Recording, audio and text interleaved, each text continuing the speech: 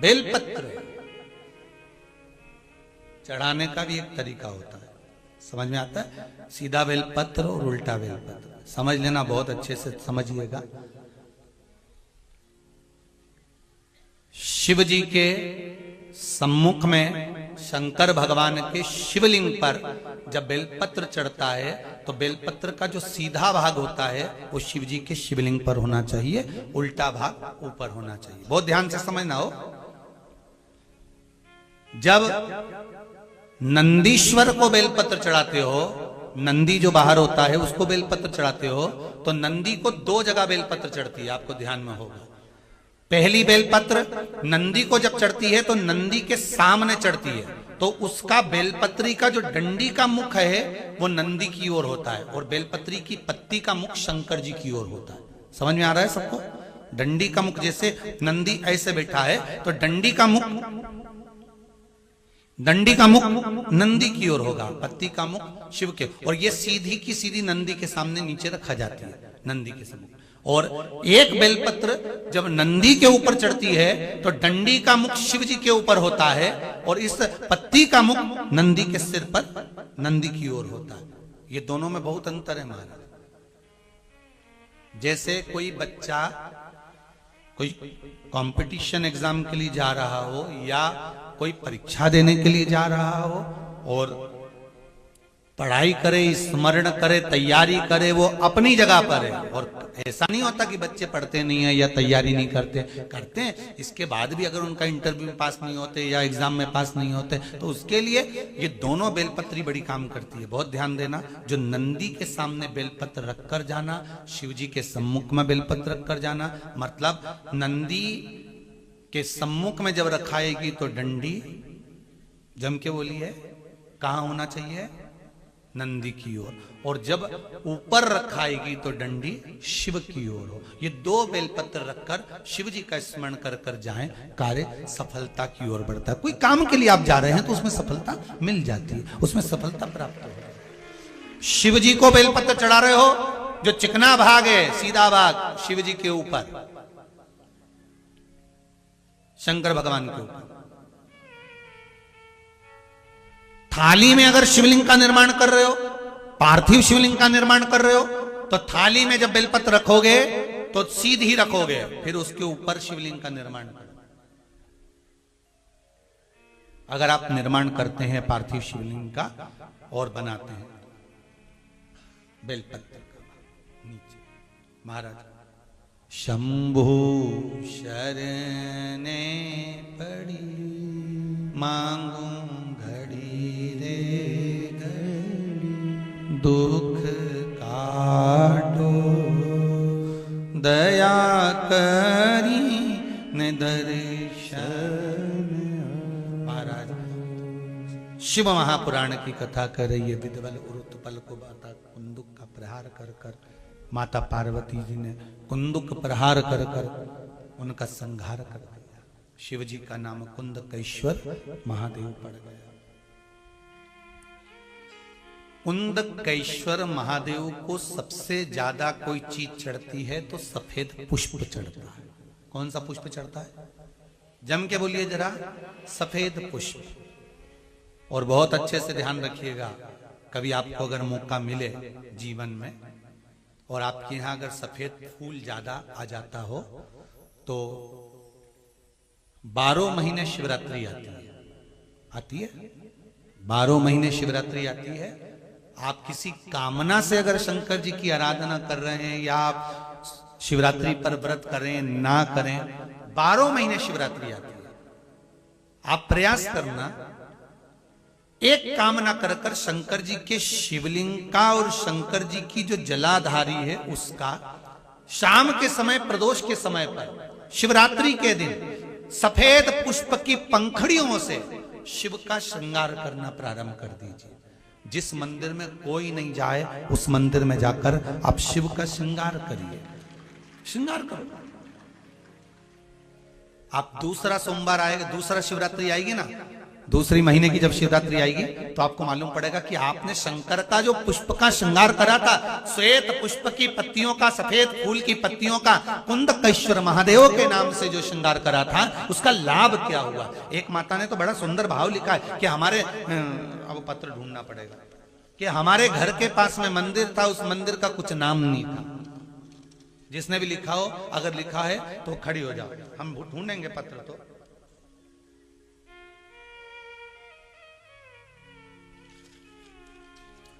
उन्होंने लिखा है कि हमारे घर के पास मंदिर था, मंदिर में शंकर जी का कोई नाम नहीं था। हमने पहली बार कुंदकेश्वर महादेव का नाम सुना था।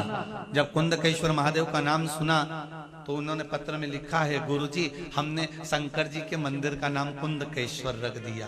तो अच्छा रहा कि बुरा रहा, हमारा तो कहना है इससे अच्छा कोई काम ही नहीं। जिस मंदिर का कोई नहीं नाम, तुमने नाम तो धर दिया कम से, कि इस मंदिर में ये भगवान बैठे, कुंदकेश्वर लिखा इसमें पत्र में होगा। जब हम चले जाएं, पत्र उठा के आप ढूंढ के पढ़ लेना और कल हमें बता देना कौन सी बहन ने लिखा था। ठीक है, कुंदकेश्वर।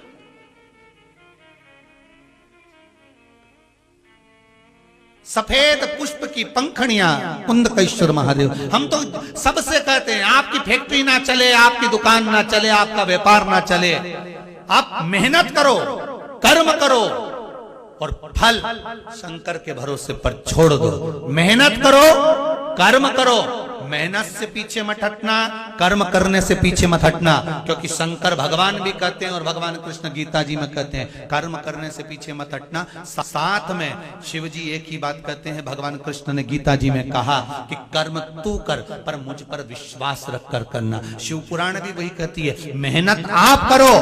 एक बेलपत्री चढ़ा रहे हो तो यह विश्वास रख कर चढ़ाना कि मैं शंकर जी को अपने दिल की बात कह रहा हूं, बाकी का फल में दे दूंगा कि मुझे क्या प्रदान करना, फल मैं दूंगा कि मुझे क्या प्रदान। आप करो शिव भक्ति, आप करो शंकर की आराधना, आप करो शिव का स्मरण। बहुत ध्यान देना महाराज, भगवान को कभी भी कोई भी सामग्री, जैसे भगवान के मंदिर में अगर फूल चढ़ाने जा रहे हो, भगवान के मंदिर में अगर पुष्प समर्पित करने जा रहे हो, तो फूल का मुख अपनी ओर नहीं होना चाहिए। फूल का मुख कहां पर होना चाहिए? जम के बोलो जरा, भगवान की ओर। पर ईमानदारी से बोलना, आप मंदिर में भगवान के, आपके घर में भी फूल चढ़ाती होगी, आप अपने घर में भी भगवान को फूल चढ़ाती होगी, आप अपने मंदिर में फूल चढ़ाती होगी। ईमानदारी से बोलो, आपके फूल का मुख कहां रखती हो? बोलो बोलो जरा जम के, कहां रखती हो? आपकी ओर। भगवान को तो डंडी चुभने के लिए दे देती है, चुभती रहे। भगवान को डंडी तो आप चुभने के लिए दे देती हो, और फूल का जो मुख है वो अपनी ओर कर लेती हो। पर हमारे यहाँ शिव महापुराण की कथा कहती है, शंकर भगवान का संबोधन करता है। शिव महापुराण कहती है कि भगवान को आप ये पुष्प का जो भाग है वो शिव जी को दीजिए, वो शंकर को चढ़ाइए, डंडी का भाग अपनी ओर।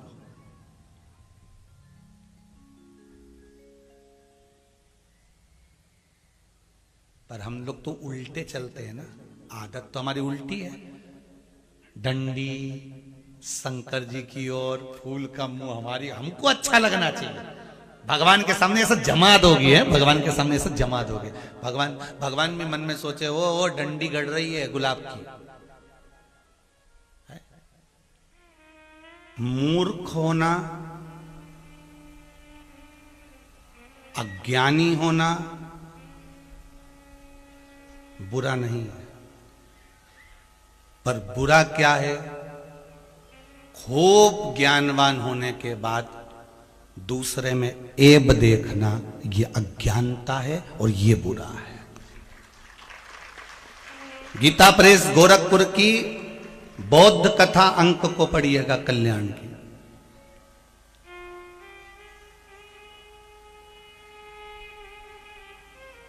अज्ञानता किसको कहा गया?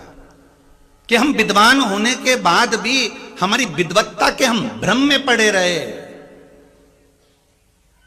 भ्रम में विद्वान रावण भी था और हनुमान जी महाराज भी थे।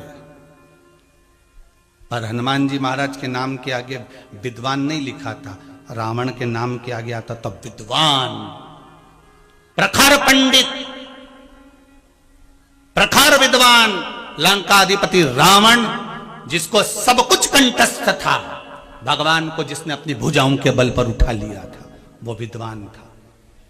और मेरे हनुमान जी महाराज, उनके नाम के आगे विद्वान नहीं लिखा, लिखने वाले ने लिखा विद्यावान गुणी अति चातुर। मां विद्वान शब्द नहीं लिखा, मां लिखा विद्यावान। विद्वान और विद्यावान में एक अंतर होता है, विद्वान में अहंकार बढ़ते चले जाता है और विद्यावान में नम्रता बढ़ती चली जाती है, बस अंतर एक ही है। विद्वान में अहंकार बढ़ता है, मैंने इतनी पढ़ाई करी, मैंने ये डिग्री ले ली, मेरे पास में डॉक्टर की उपाधि है, मेरे पास इसकी उपाधि है, मैं इंजीनियर बन गया, मैं ये बन गया, मेरे पास ये उपाधि बढ़ती चली गई, तुम विद्वान बन गए, अहंकार बढ़ गया तुम्हारा। हनुमान जी महाराज के नाम के आगे विद्वान संबोधन नहीं लिखा है, हनुमान जी के नाम के आगे तुलसी बाबा ने लिख दिया विद्यावान गुणी अति चातुर राम करिए को आतुर। यहाँ विद्यावान लिखा है, विद्यावान गुणी अति चातुर, विद्वान नहीं लिखा। क्योंकि जब जब व्यक्ति की विद्वत्ता बढ़ती है, आप ज्यादा पढ़ लिए, ज्यादा आपने कुछ काम कर लिया, ज्यादा आपने कोई काम कर लिया, आपकी लोगों ने बड़ाई कर दी, आपकी उपाधि बढ़ गई, आप अध्यक्ष बन गए, आप उपाध्यक्ष बन गए, आप ये बन गए, आपको पद मिल गया। जहां जहां आपकी विद्वत्ता के अनुसार आपको पद मिलते चले जाता है, वहां आप अहंकार की सीढ़ी पर चढ़ते चले जाते हो, किसी को नहीं गिनते, आप अभिमान के पद पर चढ़ते चले जाते हो, अहंकार के पद पर चढ़ते चले जाते हो। और जितना बढ़ना है तुम अहंकार में और बढ़ते गए और बढ़ते गए और बढ़ते गए। रावण अहंकार की परम सीमा तक पहुंच गया था। हनुमान जी में और रावण में बस यही अंतर था, रावण जो भी रूप रखता था वो बढ़कर रखता था, और हनुमान जी जो भी रूप रखते थे वो छोटे होकर रखते थे। मसक समान रूप धर लंका में प्रवेश कर गए, लंका छोटा सा रूप धर कर। विद्वान में अहंकार हो सकता है, पर विद्यावान में, जिसने अच्छे से पढ़ाई करी है, जिसने अपने एक एक अक्षर को प्रेम से पढ़ा है, जिसने गुरुकुल में जाकर, गुरु के आश्रम में जाकर भगवान की भक्ति को धारण करा, एक से बढ़कर एक, अगर गुरु ने अच्छा विद्या प्रदान करी है, विद्यावान है, तो उसमें नम्रता बढ़ेगी। ना तो वो गलती छाटेगा, ना गलती कहेगा, ना किसी को अपशब्द बोलेगा, ना गाली देगा, ना किसी के लिए ताना देगा, उसकी नम्रता बढ़ेगी। और नम्रता का भाव क्या है, श्री हनुमान जी महाराज जी से सीख लीजिए। जब राम जी के पास पहुंचे थे तो राम जी के आगे हाथ जोड़कर खड़े होकर कहते हैं कि मैं भीतर के राम को आपसे मिलाना का प्रयास कर रहा हूं, मैं भीतर जो राम है क्या आप वही हैं? ये नम्रता कहती है। अपने भीतर के अहंकार को देख रहे हैं, अपने भीतर की अहमता को देख रहे हैं, मेरे अंदर जो छुपा हुआ है वो राम, क्या सामने खड़ा हुआ राम वही है? मैं हनुमान राम को पहचानने का प्रयास कर रहे हैं। ये विद्यावान व्यक्ति का लक्षण है कि वो अच्छा पढ़ लिख जाता है तो उसमें नम्रता आती चली जाती है, वो झुकना जानता है, वो समर्पण का भाव जानता है, वो हाय मम्मी हाय डैडी नहीं करता, वो प्रणाम करता है। हाय मम्मी और हाय डैडी से काम नहीं चलेगा, वो नमन करता है, वो प्रणाम करता है, साष्टांग करता है, उसकी विद्वत्ता बढ़ती है। कभी सीखो, सीखना हो तो किसी अच्छे विद्यावान से सीखो कि अच्छे अच्छे ऊंची ऊंची पोस्ट पर पहुंचने के बाद भी लोग अपने माँ बाप के पास जाकर उनको प्रणाम करते हैं, नमन करते हैं, साष्टांग करते हैं। कुछ सीखो। और आज का बेटा जरा सा इंजीनियर बन गया, जरा सा डॉक्टर बन गया, बड़ी उपाधि मिल गई, ज्यादा बड़ा पद मिल गया, तो माँ बाप आए भी तो ये उठ के ही नहीं खड़ा हो, आ गए होंगे, अब मेरे को तो पिटना पड़ेगा, पद है मेरे पास। तो कितने दिन का पद है, कितने दिन का? थोड़े दिन के बाद में मालूम पड़े भूत लिखा जाता है पद के आगे, भूतपूर्व ये पद, भूतपूर्व का वो पद। अहंकार नहीं आना चाहिए। रावण में विद्वत्ता थी, अहंकार बढ़ गया था। हनुमान जी में विद्यावानता थी, इसलिए नम्रता आ गई थी। लाओ नम्रता।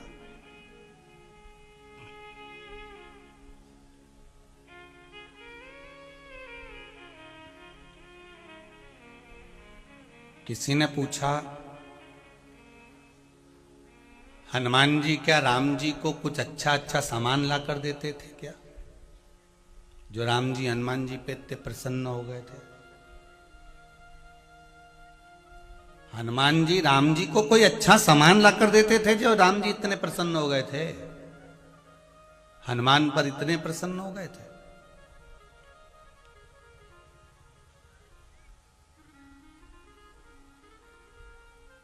एक बार लक्ष्मण जी के मन में भी आ गया था, आप हनुमान को इतना समर्पित क्यों हो गए, आप हनुमान जी की ओर इतना क्यों झुक गए? राम जी ने समझा दिया। एक बार हनुमान राम जी बैठे थे, लक्ष्मण जी बैठे थे, ऊपर एक बंदर बैठ गया। हनुमान जी अपना रूप बदलकर बंदर का रूप ऐसा लेकर, जिसको लक्ष्मण ना पहचाने राम ना पहचाने, ऊपर बैठ गए और अपनी पूंछ राम जी के मुंह पे मारी। पूंछ लटकाई तो लटकी हुई पूंछ राम जी के मुंह पर सिर पे आई। लक्ष्मण जी ने भगाया, चल। अब बंदर भगे नहीं, पूंछ फिर मुंह पे आए, फिर नहीं भगे। लक्ष्मण जी ने राम जी से कहा, भैया एक काम करो, अब मुझे गुस्सा आ रहा है, मैं इस बंदर को मार दूंगा। धनुष और बाण उठाया। राम जी ने कहा, मत मार इसको। क्यों मार रहा है? ये आपको पूंछ नहीं दे रहा है, आपके चेहरे पर, आपके मुख पर, आपके स्वरूप पर बार बार पूंछ दे रहा है। राम जी ने कहा, अरे लक्ष्मण तू जानता नहीं है, जिसके पास जो होगा वो वही तो देगा। कपि की ममता पूंछ में, इसलिए ये बंदर ममता दे रहा है, पूंछ नहीं, ममता प्रदान कर रहा है। अपने भीतर का जो प्रेम है, अपने भीतर की जो वात्सल्यता है, अपने भीतर की जो करुणता है, वो मुझे प्रदान कर रहा है। हम कभी आपसे ये नहीं कहते कि आप शिव जी के मंदिर में जाकर बहुत सारा दान देना, या बहुत सारा धन देना, या बहुत सारा दौलत देना, या बहुत सारी पदार्थ देना, सामग्री देना। हम तो जब भी कहते हैं, एक पुष्पम एक बेल पत्रम, और इतना भी ना हो तो एक लोटा, एक जल का पात्र भरा समर्पित कर दिया। उस पात्र का सुख, शंकर की भक्ति का एक आनंद सुख ही दूसरा है। एक मैसेज हमारे सीओर ऑफिस में पहुंचा है, कल होगा तो हम उस लिखे हुए मैसेज को आस्था पर जरूर दिखाएंगे कि मुंबई के एक हॉस्पिटल में डॉक्टर ने भेजा है उसको कि हॉस्पिटल मेरा ओघड़दानी जो कर रहा है, अगर दुख मिला तो उसमें भी बाबा को धन्यवाद देना, तेरी कृपा थी, हो सकता बड़ा दुख आने वाला था, तूने बचा लिया। सुख मिला, बड़ी कृपा करी, ये आपकी प्रसादी मुझे प्राप्त हुई है, बड़ी करुणा करी है आपने। ये शिव की उदारता, ये शंकर की कृपा, ये शिव की उदारता। आप विश्वास रखकर अगर कोई धारण कर रहे हो, विश्वास रखकर परमात्मा का भजन कर रहे हो, विश्वास रखकर शिव भक्ति में डूबे हुए हो, तो उसका सुख ही दूसरा हो, उसका आनंद ही दूसरा हो।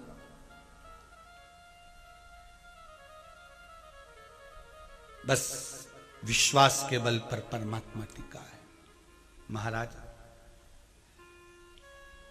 विचार करिएगा, एक अखबार को आप 4, 6 बार 10 बार पढ़ोगे, आखिरी में रद्दी में पटक दोगे। बोलो सही है कि गलत बात? जम के तो बोलो। रद्दी में 2 रुपए किलो में बेच दोगे। एक अखबार, एक मैगजीन, एक किताब 10 बार पढ़ोगे, 20 बार पढ़ोगे, आखिरी में 2 रुपए किलो में, 5 रुपए किलो में कबाड़े की दुकान पर बेच दोगे। पर एक पुराण को बरसों से सुन रहे हो, श्रीमद् भागवत, रामायण, गीता, शिव पुराण, विष्णु पुराण, स्कंद पुराण, नर्मदा पुराण, ये सारी पुराणों को वर्षों से श्रवण कर रहे हो, सालों हो गई सुनते सुनते सुनते सुनते, उसके बाद भी कभी तुमने कबाड़े वाले की ठेले पे देखा कि कोई ने बेची हो? नहीं। क्यों? क्योंकि ये कोई रद्दी कागज नहीं है। ये रद्दी कागज नहीं है कि जिसको कबाड़े की दुकान पर बेच दिया जाए। ये वो पुराण है विष्णु पुराण अगर आप श्रवण कर रहे हैं तो मेरा विष्णु है, भागवत श्रवण कर रहे हैं तो मेरा कृष्ण है, रामचरितमानस सुन रहे हैं तो मेरा राम है, गीता श्रवण कर रहे हैं तो मेरा कृष्ण है, और शिव महापुराण श्रवण कर रहे हैं तो मेरा शंकर यहां बैठा हुआ है। ये शिव मान लीजिए।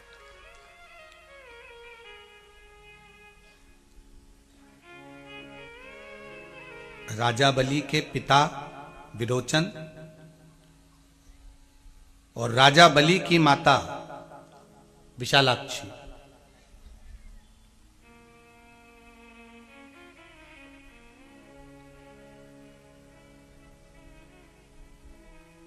राजा बलि को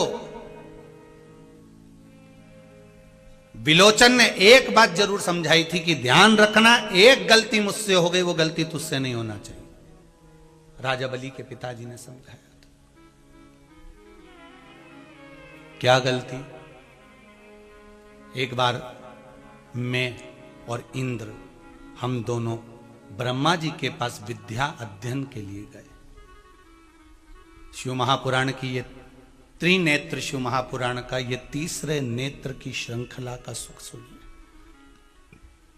जो गलती मुझसे हुई है देखने में, वो गलती तुझसे ना हो जाए। ये नेत्र बहुत गलती कर जाते हैं, ये नेत्र बहुत गलती कर जाते हैं, बहुत गलती।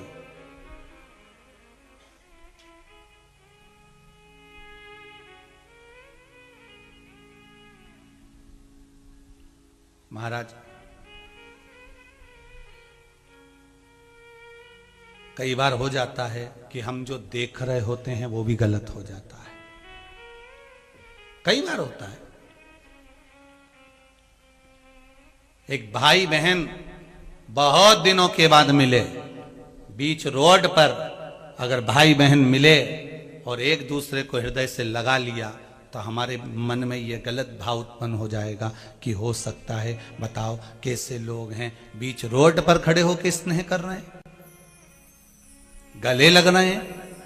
हमारे मन में तुरंत गलत भाव जागृत हो जाता है। क्यों? क्योंकि हमारी दृष्टि में गलत भरा होता है। कभी हमने ये विचार, जैसे कल कथा में कहा था कि कुत्ता आधी रात को रोए तो जरूरी है कि बुरा ही होने वाला है। अगर कुत्ता आधी रात को रो रहा है तो हो सकता है भूख लग रही हो, रात को ठंड लग रही हो, कोई जरूरी है। तो उसी तरह अगर दो व्यक्ति मिल रहे हैं तो कोई जरूरी है कि गलत होगा। हो सकता है उसकी बहन हो सकता है उसकी बुआ हो सकता है उसकी दीदी हो सकता है उसकी मौसी हो। हम अच्छा क्यों नहीं सोचते? हम हमेशा गलत ही क्यों सोचते हैं? क्योंकि हमारी बुद्धि में, हमारी दृष्टि में गलत इतना भरा हुआ है कि हमें हर व्यक्ति गलत ही नजर आता है। हम जब रोड पे देखेंगे तब हमें गलत दिखेगा।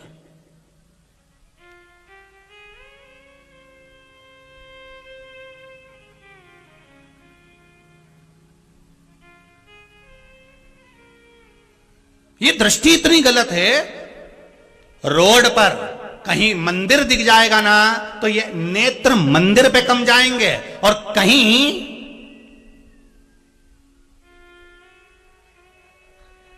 मैं इनको नहीं देखा हूं इसलिए आप ही को देखा हूं, इनको देखने की जरूरत ही नहीं इस बात के लिए।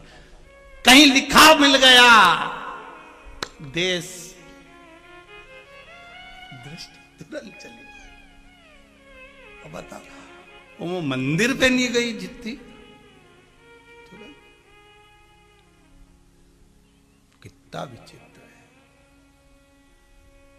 अरे इन हमारे यहाँ एक सीहोर में समाधिया काकी जी थी, तो वो भजन बहुत अच्छा गाती। उनका एक भजन बड़ा अच्छा लगता है। इन आँखों को रोग लगा है रोज सिनेमा देखने का। इन आँखों को बड़ा गंदा रोग है, आड़ी तड़ी चीज ही देखता है। ये नेत्र का रोग है।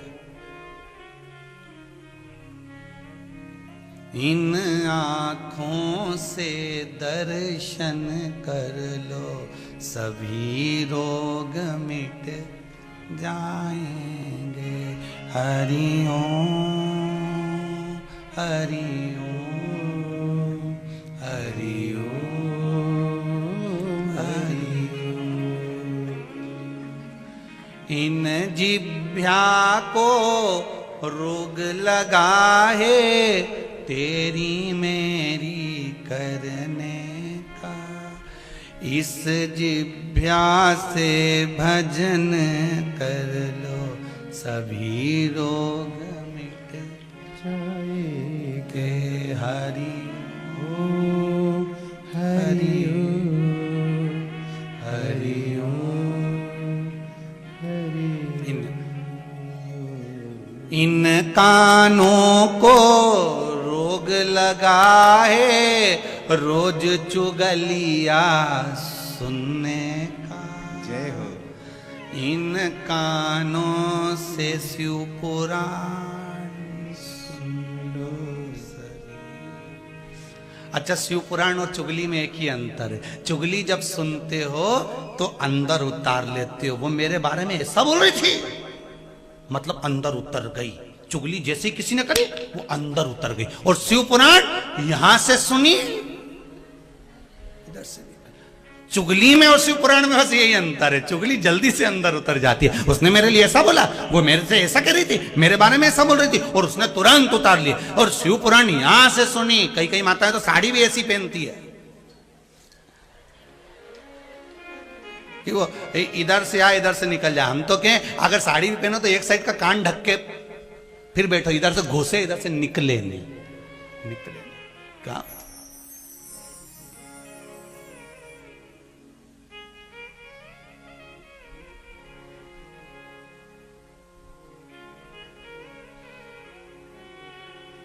अरे भाई,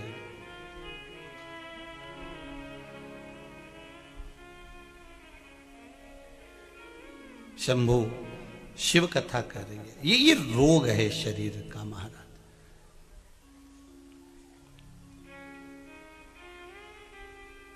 विलोचन अपने पुत्र राजा बलि को एक बात कह दिए थे, तू सतर्क रहना, जो गलती मुझसे हुई है वो तू मत कर जाना। क्या गलती? विलोचन कहता है कि विलोचन कहते हैं कि मैं और इंद्र दोनों ब्रह्मा जी के पास में विद्या सीखने के लिए गए। फिर दोनों ने विद्या सीखी, ब्रह्मदेव ने विद्या सिखाई, दोनों ने सीखी। 32 वर्ष तक ब्रह्मचार्य का पालन किया।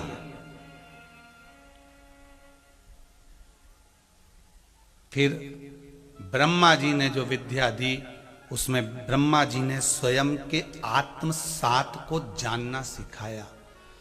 मैं जब आत्मसात को जानना सीख गया तो मुझे समझ में आ गया कि मेरे आत्मा ही परमात्मा है, मतलब मेरी आत्मा परमात्मा है। ये ब्रह्मा जी ने भी कहा, शास्त्र भी कहते कि नर में नारायण बसा, उसमें क्या दिक्कत। तो इसका मतलब ये थोड़ी ना हो गया कि तुम भगवान हो गए, और तुम भगवान हो गए तो तुम अपनी पूजन कराओगे। यहां तो शास्त्र कह रहा है कि नर में नारायण है, अर्थात किसी की पूजन कर रहे हो, अर्चना कर रहे हो, सेवा कर रहे हो, चाकरी कर रहे हो, किसी को एक लोटा पानी पिला रहे हो, किसी को भोजन करा रहे हो, तो आप नारायण की सेवा कर रहे हो। इसका मतलब यह नहीं है कि आप स्वयं भगवान बन गए हो।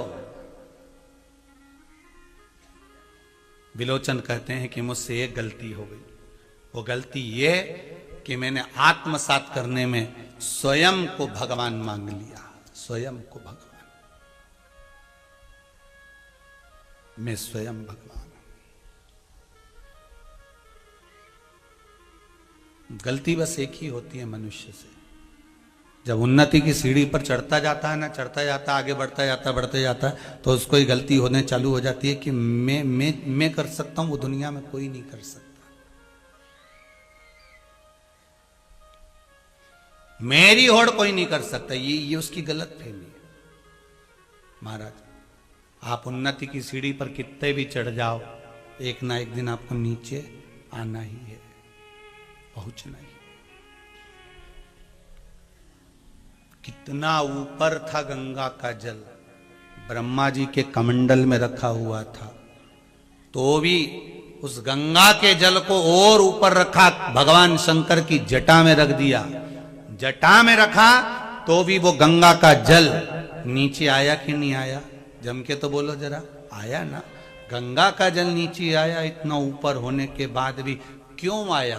उसका कारण क्या था? गंगा भी कमंडल में रहकर कह रही थी भगवान ब्रह्मदेव से कि मैं कमंडल के अंदर हूं और मेरा वेग अभी देखा नहीं है। मेरे वेग को तुम जानते नहीं हो। स्वयं भागीरथ बाबा से कह दिया था, भागीरथ तू मेरे वेग को नहीं झेल सकता। गंगा मैया जब छटपटाकर जब बोली, अहंकार गंगा जी का बोल गया था कि तुम मेरे वेग को नहीं झेल सकते, तुम कहां मुझे लेकर जाओगे? तब भागीरथ बाबा ने भगवान शिव से कहा, अगर मैं वेग नहीं झेल सकता तो मेरा भोलेनाथ तो झेल सकता है। शंकर भगवान से निवेदन करा कि आप गंगा के वेग को झेलिए।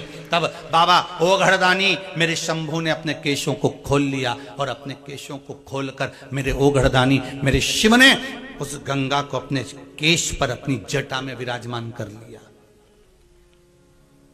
भागीरथ बाबा बड़े प्रसन्न हुए कि चलो गंगा जी ऊपर से आकर शिव जी की जटा में विराजमान हो गई। ये अच्छा हुआ, ऊपर से आके शिव जी की जटा में आ गई। भागीरथ जी चाहते तो गंगा जी को अब निकालते नहीं, शंकर जी को ले जाके सीधे 60,000 काकाओं के उद्धार के लिए वहीं पे बिठा देते कि इनका उद्धार कर दीजिए, शंकर जी कर दे। पर गंगा शंकर जी की जटा पर थी, शिव जी को ले जाकर बिठा देते कि भोलेनाथ जी चलो। जब शंकर जी तक के ना माने भागीरथ जी का, तो गंगा को जटा में ले लिया। तो क्या भागीरथ जी कहते कि शंकर जी मेरे साथ चलो और वहां पर चल के बैठ जाओ थोड़ी देर, तो बैठ जाते और शिव जी का स्पर्श होता और 60,000 राख के ढेर का कल्याण हो जाता। पर गंगा को पृथ्वी पर लाने की जिद भागीरथ बाबा की ये थी कि गंगा पृथ्वी पर इसलिए आना चाहिए क्योंकि इसको अहम आ गया, इसको थोड़ा अहंकार आ गया, थोड़ी अहंकार, थोड़ा अहम आ गया। और गंगा मैया का जो अहंकार था वो ये था कि मेरे वेग को कोई झेल नहीं सकता। शिव जी ने झेल लिया।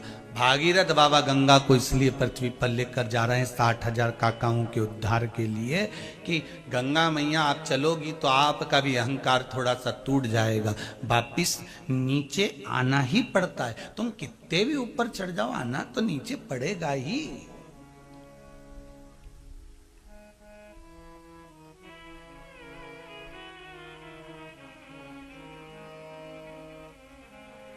कितने भी ऊपर चढ़ जाओ, लगे बिल्डिंग के ऊपर चढ़े चढ़े चढ़े चढ़े।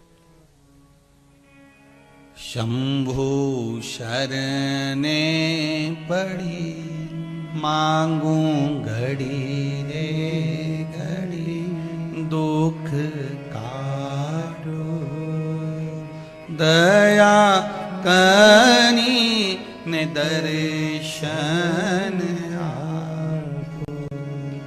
महाराज मुझसे गलती हो गई, विरोचन बोले। क्या गलती हुई है? गलती ये हुई कि ब्रह्मा जी के यहाँ मैंने विद्याध्ययन करा पर मेरे भीतर थोड़ा सा भाव जागृत हो गया, मैं अपने आप को भगवान मानने लगा, ये मुझसे गलती हो गई। और राजा बलि आपसे ये गलती नहीं होना चाहिए। कई माताओं के भीतर ये अहंकार आ जाता है, वो तो मैं जिंदा हूं ना इसलिए घर चल रहा है, जिस दिन मैं मर गई आटे दाल का भाव मालूम पड़ जाएगा। कई कई भाई लोग कह देते हैं वो तो मैं खेत पे जा रहा हूं, मैं काम कर रहा हूं तो घर चल रहा है, जिस दिन मर गया ना उस दिन मालूम पड़ जाएगा। तो जो इतनी सांसत्ता दिखाए ना कि मैं जिंदा हूं तो घर चल रहा है, उससे कह दो आधा घंटा मरी जा मर। जिंदा हो तो भी घर चलेगा और मर जाओगे तो भी चलेगा। शिव महापुराण की कथा कहती है एक पत्नी का पति मर गया, बॉडी पड़ी, पति का शरीर रो रही है, अंतिम सांसें पति गिन रहा है, अंतिम सांसें, बस प्राण छूटना है, यमबंदी बनाने के लिए तैयार खड़ा है और पत्नी रो रही है, चीख रही है, रो रही है, बिलख रही है। पति ने मरते मरते अंतिम सांसों में पूछा क्यों रो रही है, बता मुझे क्यों रो रही है। पत्नी कहती है मुझको और मेरे बच्चों को किसके सहारे छोड़कर जा रहे हो, किसके सहारे छोड़कर जा रहे हो। आज आपको बहुत गोपनीय बात बता रहे हैं, शायद इतने वर्षों की शिव महापुराण में नहीं बताई होगी, पर इस शिव महापुराण में त्रिनेत्र शिव पुराण में तीसरी नेत्र की जो कथा चल रही है उसमें यह बात, बड़ी गोपनीय बात वर्णन कर रहे हैं, उसका ध्यान रखिएगा जरा। ये पति और पत्नी का संवाद चल रहा है। मरने वाला व्यक्ति मरता है तो पत्नी पति से कह रही है, तुम किसके सहारे छोड़कर जा रहे हो मुझे और अपने बच्चों को? जितने आस्था चैनल पर श्रवण कर रहे हैं, जितने फेसबुक पर श्रवण कर रहे हैं, इस कथा को भूल मत जाना, बड़े ध्यान से सुनना। शायद इतने वर्षों में ये कथा मुख से न आई हो, पर तीसरे नेत्र की कथा इस नवे गांव में चल रही है तो आज प्रकट हो गई। उसका स्मरण जरा ध्यान से सुनना। एक पत्नी का पति अंतिम सांसें गिन रहा है, बॉडी पड़ी है और अंतिम सांसें गिन रहा है, मरने वाला है, प्राण छूटने वाला है। यमराज सामने खड़े हुए हैं, यमदूत सम्मुख खड़े हुए हैं, मृत्यु देवी सामने खड़ी है, मर रहा है और अंतिम सांसें पत्नी कह रही है, रोती चीखती चिल्लाती कह रही है, तुम मुझे और अपने बच्चों को किसके सहारे छोड़कर जा रहे हो? इतने में पति कहता है,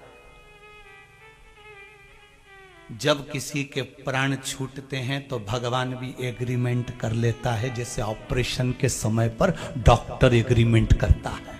बोलो करता है कि नहीं करता?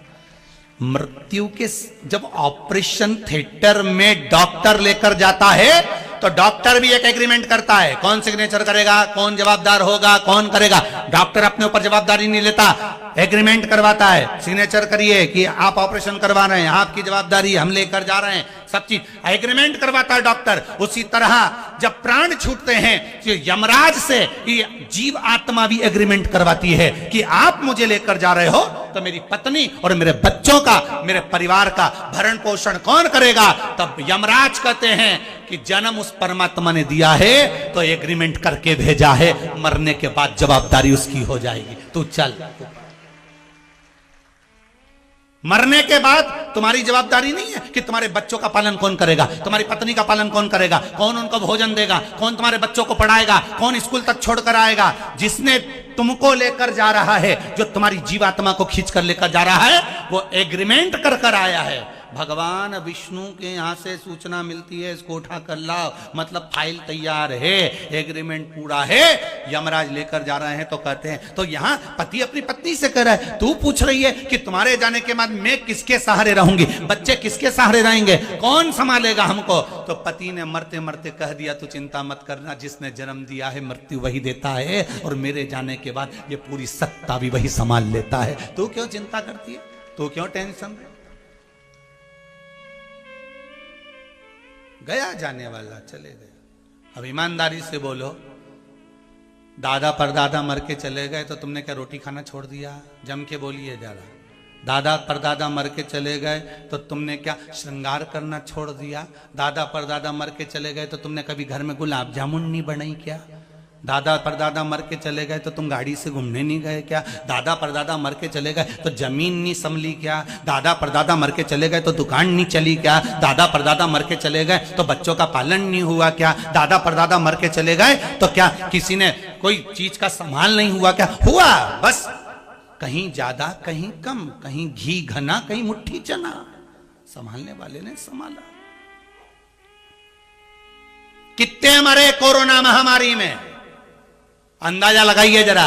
ढेरों चले गए ककड़ी भुट्टे की तरह, ढेरों। जो हॉस्पिटल जाता था घबराहट में यूं ही मर जाता था कि अब कोरोना हो गया है, मर जाएंगे। और शिव महापुराण पूरे साल 2 साल जब तक कोरोना चलता रहा, शिव महापुराण बिल पावर मजबूत करती रही कि घबराना मती, शंकर है तुम्हारे साथ हॉस्पिटल में, इसलिए कई ठीक होकर भी आ गए। शिव है तुम्हारे साथ में, शंकर बैठा है तुम्हारे साथ में, तुम घबराना मत, शिव तुम्हारे साथ में है। ये शिव महापुराण कोरोना महामारी में औषधि का काम कर रही थी। खड़ा है शिव, शंकर तुम्हारे साथ में, क्यों घबराते हो? कितने मर गए कोरोना महामारी में, ढेर चले गए। अब बताओ, इनकी पत्नी, इनके बच्चे, इनका पति, इनका परिवार का भरण पोषण कौन सा पड़ोसी कर रहा है? बोलो, कोई पड़ोसी कर रहा है? रिश्तेदार क्या 2 रोटी दे रहे हैं? मरने के 15 दिन ही सही से कर देना, वही बहुत है रे रिश्तेदारों, वही बहुत है। ना तो तुम करोगे, ना तुम्हारे रिश्तेदार करेंगे, ना कोई पड़ोसी करेगा, ना कोई समाज, ना कोई डर, कोई नहीं करेगा। अगर करेगा तो तुम्हारे दुख जब आया, तकलीफ जब आई, रोए जब तब मेरे शंकर ने आकर किसी को भेज दिया, जा उसकी फीस जमा करिया, जा उसका एडमिशन कराया, जा उसका काम करिया, जा शिव भेजे हैं किसी को प्रेरणा देकर, तू चले जा उसके यहां, जा। वो घबराए, तू जा।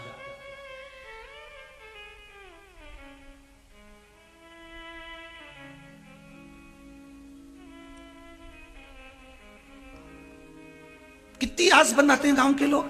एक पत्नी का पति मारा तो गांव के लोग रोते रोते, अब मैं क्या करूंगी, पत्नी रोई। गांव के लोगों ने कहा, देखो, परिवार वाले बोले, क्यों रो रही है, देख छोरा बैठा है इसकी ओर तो देख कम से कम। बोलो यही बोलते कि ना, ये छोरा बैठा है तेरा, इससे आस लगा के बैठ, कहां अब चले गया, उसके लिए क्या रोना, क्या रोना, ये बेटा बैठा है ना तेरा, इससे आस लगा, ये बेटा बैठा है तेरा, क्यों रो रही है। अब पति चले गया, यही समझाया। अब माँ बेटे पे आस लगा कर बैठी, समय आया 10, 15, 20 साल बाद बेटा चले गया, फिर रोने लगे। अब गांव के लोग फिर आ गए, रिश्तेदार फिर आ गए, पोते को खड़ा कर लिया, क्यों रो रही है, बेटा चले गया, पोता तो है ना, आस इससे लगाना, उसको तो देख कम से कम, पोते को, पोते से आस लगा, पोते को देख, क्यों रो रही है। अब मालूम पड़े 15-20 साल बाद पोता भी चले गया। अब गांव के लोग आए, अब तो कोई बच्चा नहीं, परमात्मा से आस लगा, वो तो बैठा है ना। इतने में बैठी बैठी एक थप्पड़ धर के दिया गांव वाले में। पहले नहीं बोलते बना कि उससे लगा ले, तो इनसे काय को लगाती। पहले बोलना था ना कि आस उस परमात्मा से लगाओ, आस उस शंकर से लगाओ, आस उस नारायण से लगाओ, आस उस राम से लगाओ, आस उस कृष्ण से लगाओ।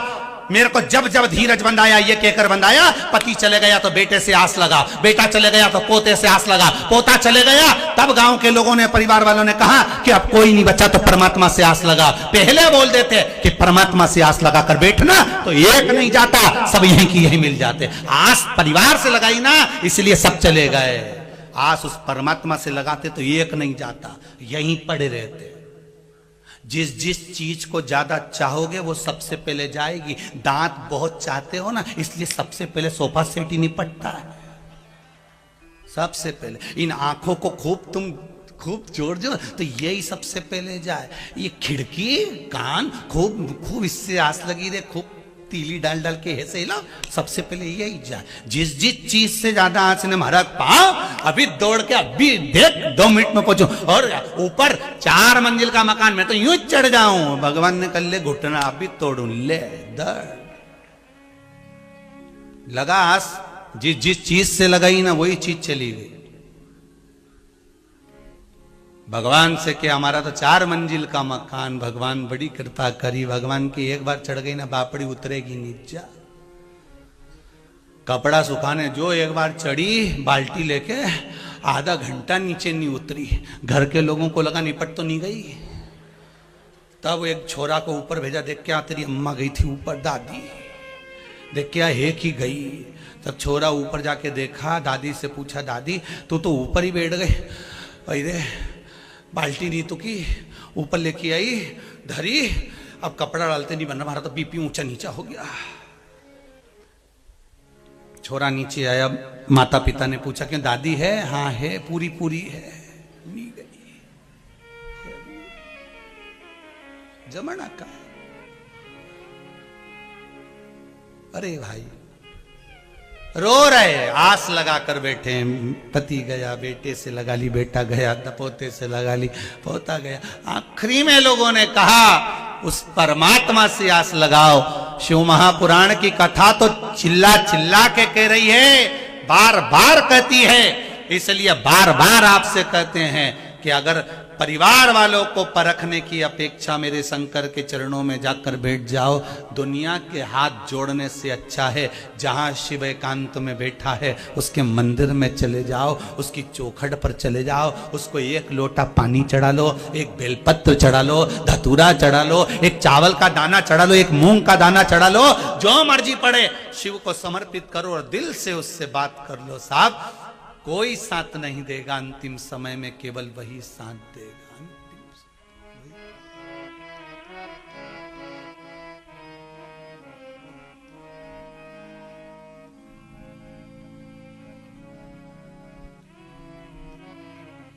कौन देगा? तो कहना शिव शंकर को जिसने पूजा उसका ही उद्धार हुआ। शिव शंकर को जिसने पूजा उसका ही उद्धार हुआ। अंतकाल को भवसागर में उसका बेड़ा पार हुआ। शिव शंकर को जिसने पूजा उसका ही उद्धार हुआ। अंतकाल को भवसागर में उसका बेड़ा पार हुआ। बोल शंकर की पूजा करो, ध्यान चरणों में उसके धरो। शिव शंकर को जिसने पूजा उसका ही उद्धार हुआ। अंतकाल को भवसागर से उसका बेड़ा पार हुआ। बोल शंकर की पूजा करो, ध्यान चरणों में इसके धरो। हर हर महादेव शिव शंभु, हर हर महादेव शिव शंभु, हर हर महादेव शिव शंभु, हर हर महादेव शिव शंभु। जय हो।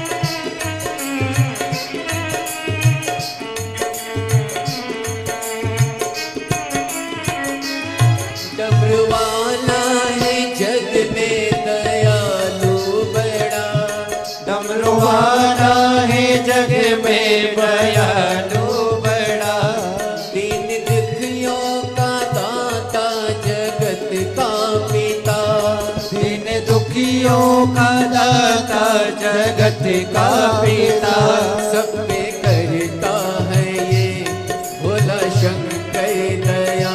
वो सब पे करता है ये भोला शंकर दया। सबको देता है ये आसरा, सबको देता है ये आसरा। पावन चरणों में अर्पण आकर जो उद्धार हुआ। पावन चरणों में अर्पण आकर जो उद्धार हुआ। उसका बेड़ा पार हुआ। बोले शंकर की पूजा करो, ध्यान चरणों में इनके धरो। शंकर को जिसने पूजा उसका ही उद्धार हुआ। शिव शंकर को जिसने पूजा उसका ही उद्धार हुआ। अंधकार को भवसागर उसका बेड़ा पार हुआ। जय हो।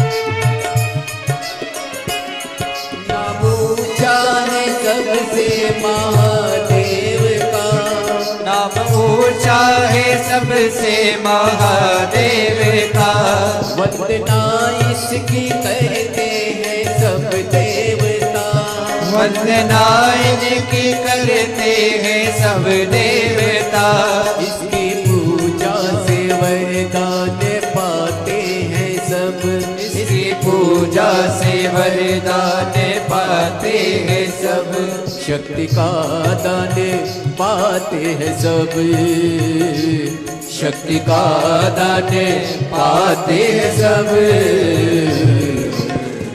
असुर प्राणी सब पर ही भोले का उपकार हुआ, असुर प्राणी सब पर ही भोले का उपकार हुआ, अंतकाल को भवसागर उसका बेड़ा पार हुआ, भोले शंकर की पूजा करो, ध्यान चरणों में इनके रहो,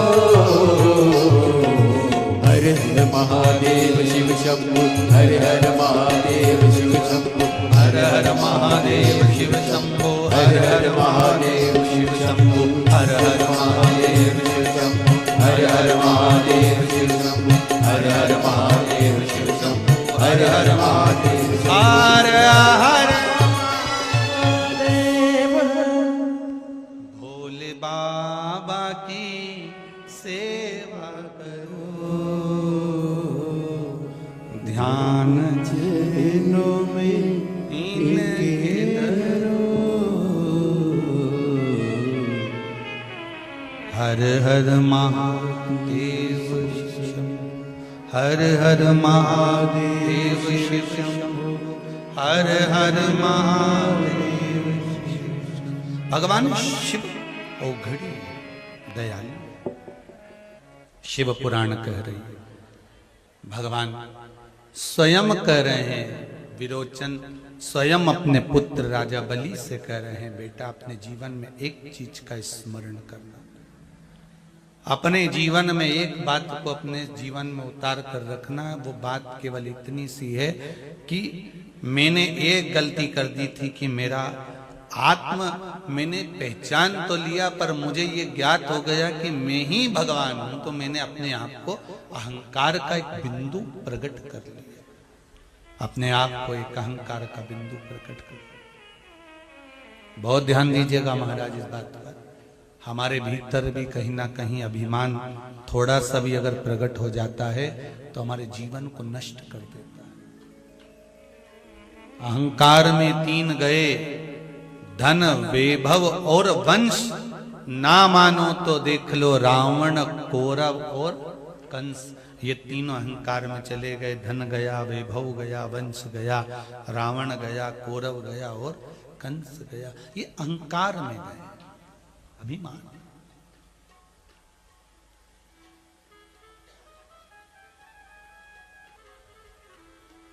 तब राजा बलि ने एक चीज अपनी जिंदगी में उतार ली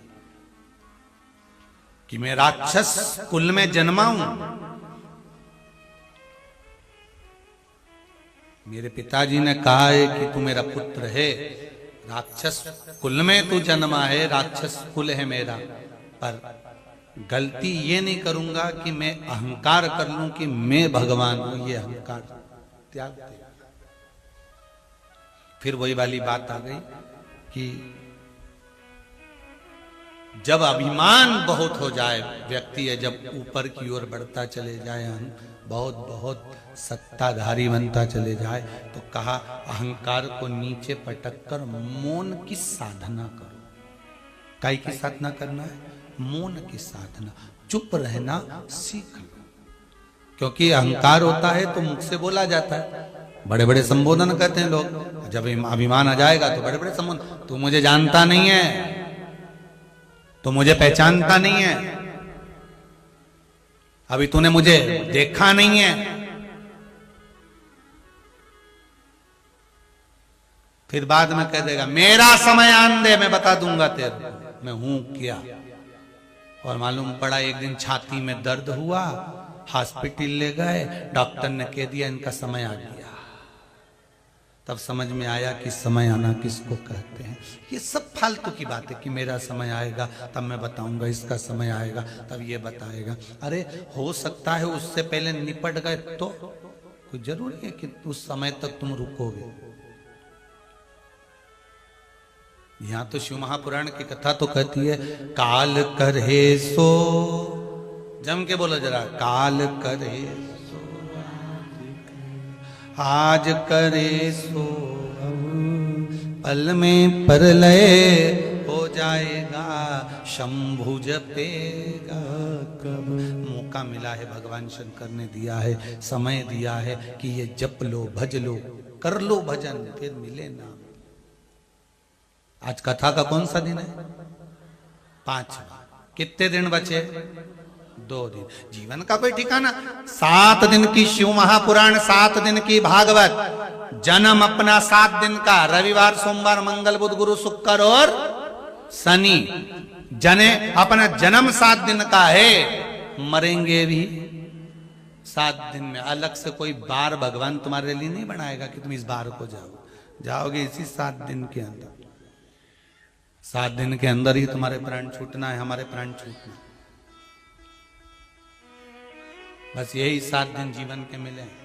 रविवार को जन्म हुआ, सोमवार को बड़े हुए, मंगलवार को ब्याह हुआ, बुधवार को बच्चे हुए, गुरुवार को बीमार पड़े, शुक्रवार को हॉस्पिटल गए, शनिवार को सीताराम हो गए। 7 दिन यूं ही निकल गए।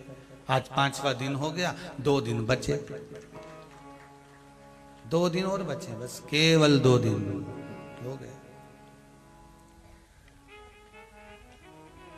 फिर तो आखिरी में आप भी एक भजन गा लेना, हम तो जाते अपने गांव, सबको राम राम।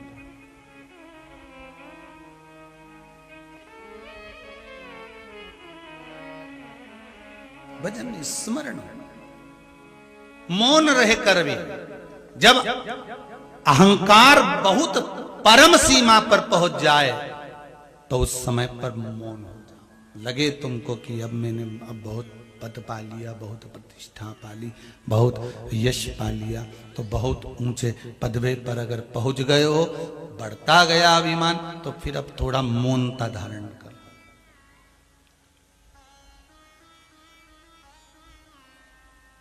मौन से क्या मिलता है? तो कहा चुप रहने से भगवान मिल जाता है। भगवान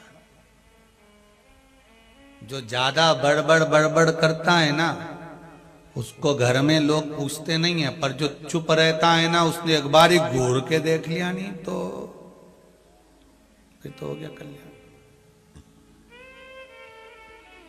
मौन से पहचान हो जाती है कि इसका सुख क्या है। जैसे एक नई नवेली लड़की को उसकी शादी हो गई तो उसका पति लेने आया, तो 3-4 दोस्तों को भी ले आया। अब दोस्तों को लेकर आया, अब सहेलियां इसकी, सहेलियों ने खिड़की खोली, खिड़की खोलकर सहेलियों ने कहा क्यों री कौन सा इसमें तेरा पति कौन सा है?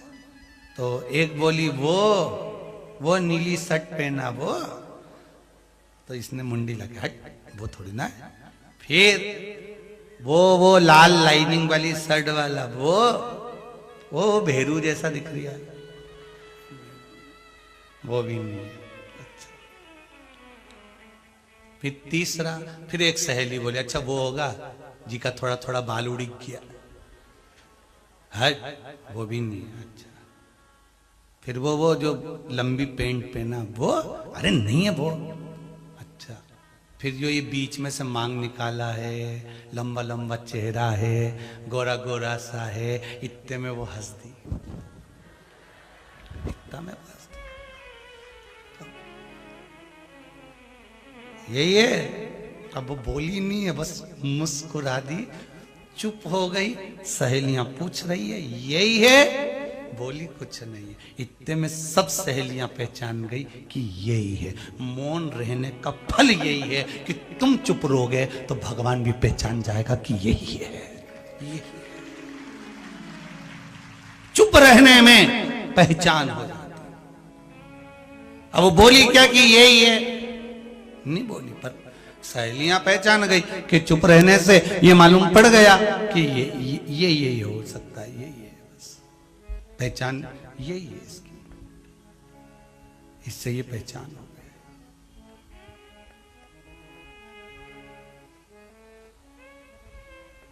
रहो साधना में, थोड़ी मौनता, थोड़ा भजन की मौनता हो। विरोचन ने कहा अपने पुत्र राजा बलि से, बलि मेरे अगर प्राण भी चले जाते हैं तो एक बात का ध्यान रखना, दृष्टि ऐसी रखना कि उसमें अहंकारता ना है, अहमता ना आए। अपने को भगवान मत मान लेना, स्वयं को भगवान ना मानिए। थोड़ा थोड़ा जीवन में सत्कर्म करते रहे। राजा बलि देवता और राक्षसों ने मिलकर जब मंथन करा है, देवता और राक्षस मिलकर जब मंथन करे हैं, और उस मंथन में राजा बलि जब बहुत कुछ प्राप्त कर गया, तब राजा बलि ने जान लिया कि सत्ता भले मिल जाए, पर मेरे पिता कह कर गए थे कि अभिमान नहीं आना चाहिए, अभिमान नहीं आए उसके लिए क्या करा जाए, तो मैं एक यज्ञ करता हूं। एक यज्ञ नहीं, 98 यज्ञ राजा बलि कर चुका था, 99वां यज्ञ कर रहा था जब वामन भगवान भिक्षा मांगने के लिए आए।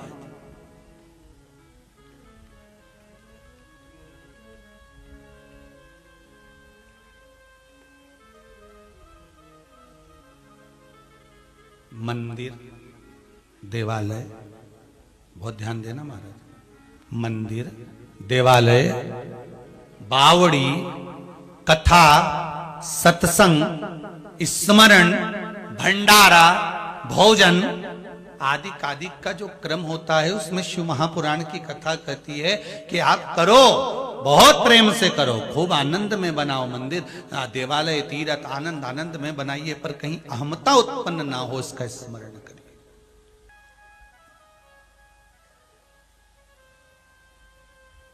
महाराज जैसे विदल और उत्पल, इन दोनों को अहंकार आ गया था। इनका अहंकार भी बड़ा प्रबल था, क्योंकि वीरता बड़ी प्रबल थी। ब्रह्मा जी से वर मांग लिया था, ब्रह्मदेव हमें अगर वर देना है तो वर प्रदान करिए। ब्रह्मा जी ने कहा क्या वर चाहिए बोलो, तो हमारे प्राण ना छूटे। भगवान ने कहा प्राण तो छूटेंगे। भगवान ब्रह्मा जी ने कहा मरना तो पड़ेगा, मृत्यु निश्चित है, प्राण तो जाएंगे, प्राण तो छूटेंगे, जाएंगे प्राण। फिर ब्रह्मदेव अगर वर दे रहे हो तो ये वर दीजिए कि मरे तो कोई स्त्री के हाथ से मरे, क्योंकि हमें जो बल है वो स्त्री में बल नहीं हो सकता, और स्त्री हमको मार नहीं सकती, ये पक्का है। कोई स्त्री हमको नहीं मार सकती, हमें वो बल है। कहा ठीक है। और वो विदल और उत्पल ने जो अहंकार की परम सीमा तक पहुंच गए, इतना अहंकार था। कहते हैं विदल और उत्पल को किस चीज का अहंकार था? केवल एक ही चीज थी विदल और उत्पल के पास, उसकी सुंदरता। वो जिस मार्ग से निकलते थे वहां से अप्सराएं अगर निकल कर जा रही हैं तो विदल और उत्पल पर मोहित हो जाती थी। अप्सराएं निकल कर जा रही हैं तो वो विदल उत्पल पर मोहित हो गई।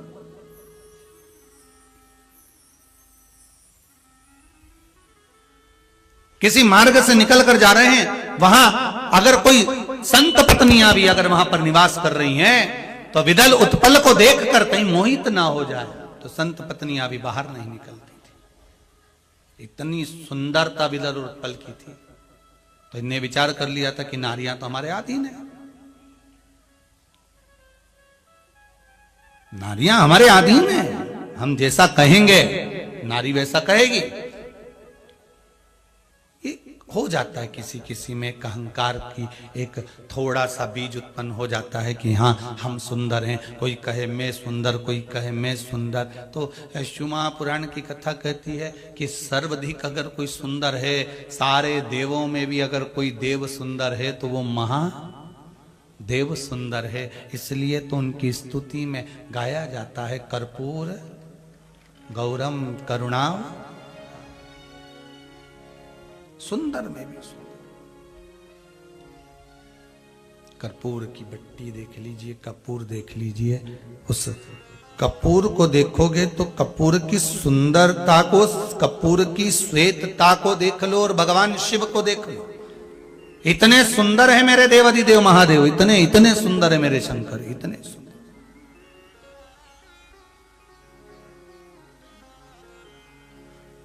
विदल उत्पल अपने सुंदरता के अहंकार में फूल गए, फुलाने वाले बहुत फुलाते हैं महाराज जी, दुनिया के लोग खूब फुलाएंगे खूब। अभी मकर संक्रांति आने वाली है, लोग खूब पतंग उड़ाएंगे।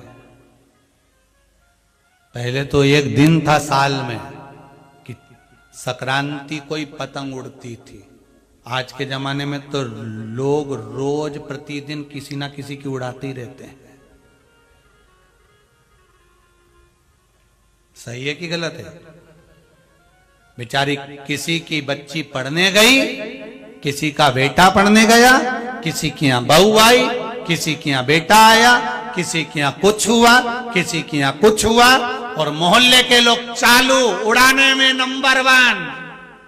उका लड़का ऐसा, उकी छोरी ऐसी, उकी बहू ऐसी। मत समझ जाओ ये मकर संक्रांति पे नहीं उड़ाई, पूरे साल उड़ा रही है, पूरे साल। हमारे हिंदू धर्म में तो एक दिन दे दिया है मकर संक्रांति का कि देखो किसी की मत उड़ाओ रे, एक दिन तुम अपन अच्छे से छत पे खड़े होकर उड़ा लो बताओ। पर किसी के लिए अपशब्द मत बोलो, किसी के लिए आड़ा टेढ़ा मत बोलो, किसी के लिए ताने मत दो, और किसी के लिए अपशब्द मत बोलिए। आया है अहंकार टूटेगा, अगर अभिमान आया है तो टूटना ही है। अहंकार अगर भगवान ने दिया है तो तोड़ेगा भी भगवान, तोड़ने वाला परमात्मा। क्यों अभिमत्ता में जीते हो? सुंदरता का अभिमान आ गया महाराज, सुंदरता का अहंकार। और जब सुंदरता का अहंकार आया विदल और उत्पल में, जब सुंदरता का अहम जागृत हो गया, तब उन्होंने सोचा सारे देव अप्सराएं गंधर्व जितने भी हैं सब हमारे अधीन, हमारी सुंदरता के अधीन, तो क्यों ना कैलाश पर चलते हैं। हमने सुना है पार्वती बड़ी सुंदर है। अब सोचिए वो बिदल और उत्पल जो सुंदर हैं वो कह रहे हैं कि पार्वती बड़ी सुंदर है, तो इन्होंने कहा चलो पार्वती जी का ही दर्शन कर ले। और हे तेरी प्रतिमा इतनी सुंदर, तो कितना सुंदर,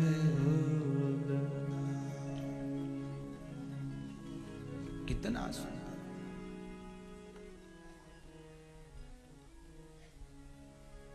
तेरी रचना इतनी सुंदर, तो कितना सुंदर होगा। जरा विचार करिए, जो जगत जननी की केवल पार्वती जी की, दुर्गा जी की, माता रानी की केवल मूर्ति का दर्शन करो तो कितनी सुंदर होती है। नवरात्र में बिठाते हैं यहाँ, नवरात्र में देवी जी बैठती है इधर, तो नवरात्र में अगर माता जी की मूर्ति बिठाते होंगे, उनको कपड़े पहनाते होंगे, सुंदर सुंदर आभूषण धराते होंगे, सुंदर उनका श्रृंगार करते होंगे, तो मां कितनी सुंदर लगती है, कितना आकर्षण रहता है माता के चेहरे पर। जब प्रतिमा इतनी सुंदर है तो वो जगत जननी कितनी सुंदर होगी। अब इनको किसी ने कह दिया कि पार्वती बड़ी सुंदर है। अब विदल उत्पल ने सोचा कि हमारी सुंदरता देखकर माता पार्वती हमारी ओर आसक्त हो जाएंगी, हमको देखेंगी, हमारी ओर देखकर हमारी ओर आएंगी। पर महाराज शिव महापुराण की कथा कहती है, जब नैनों में शिव समाया हो, हृदय में शंकर बैठा हुआ हो, कानों में शिव महापुराण की कथा बैठी हो, फिर दूसरी चीज कुछ भी नहीं सुहाती, केवल शंकर ही सुहाता है। फिर कुछ भी नहीं सुहाए, कुछ भी नहीं, केवल शिव। एक पत्र में लिखा है किसी ने, बड़ा सुंदर भाव लिखा है।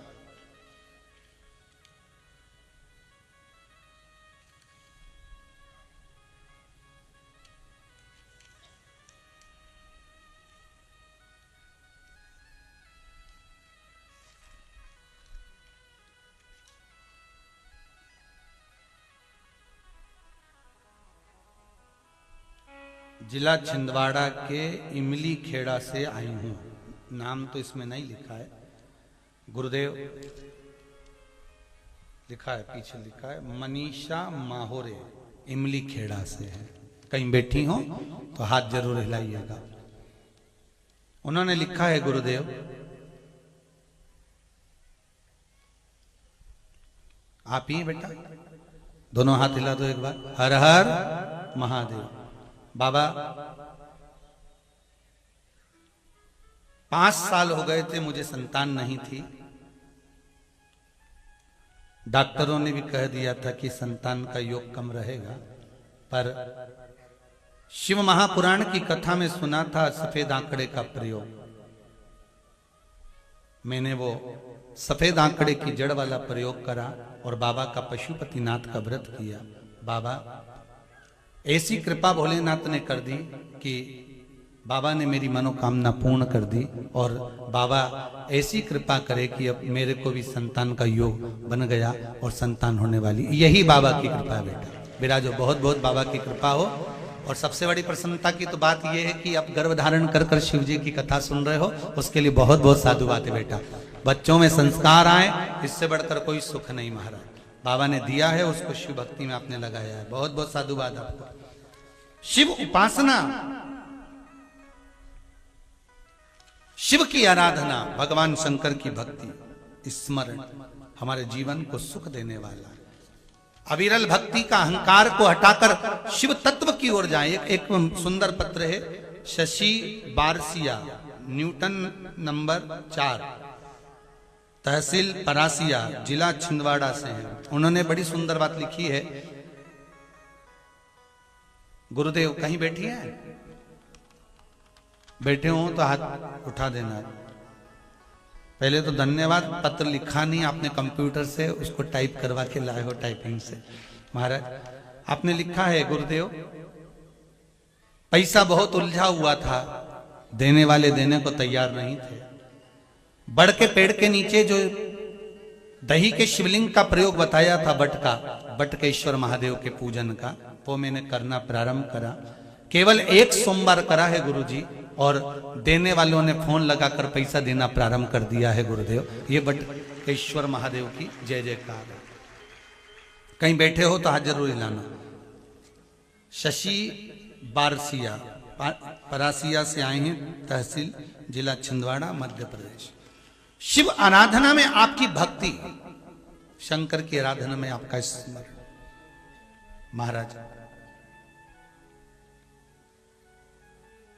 कहीं अगर अभिमान आ गया हमारे भीतर, तो हमें कहा, अब ये विदल और उत्पल के भीतर सुंदरता का अभिमान आ गया कि मैं सुंदर, और अगर हमारी सुंदरता है तो पार्वती जी हमारी ओर आएंगी। पर माँ तो माँ, नयनों में शिव हो, हृदय में शिव हो, श्रवण में शिव हो। अगर एक बार भगवान शंकर आपके भीतर आकर विराजमान हो गए हैं, एक बार शिव तत्व आपके भीतर आकर विराजमान हो गया है, एक बार शंकर की कथा को श्रवण करने के बाद अगर विश्वास जागृत हो गया है, तो ये मानकर चलना कि फिर ये हृदय कहीं भटकने वाला नहीं है। पार्वती का भी हृदय कभी नहीं भटका, शिव तत्व में जुड़ी रही। आए विदल उत्पल सामने, पहुंचे विदल उत्पल। जैसे विदल उत्पल सामने आकर खड़े हुए, और विदल और उत्पल ने तुरंत पार्वती जी की ओर देखा और देखकर आवाज लगाई, अरे ओ हिमालय राज की पुत्री, ओ हिमालय राज की पुत्री। इन्होंने ये नहीं कहा कि शिव जी की धर्म पत्नी या माता, जगत जननी, हे जगत धात्री, हे दुर्गा, हे भवानी, हे अष्टधात्री, ये नहीं बोले। इन्होंने सीधे कहा हिमालय राज की पुत्री।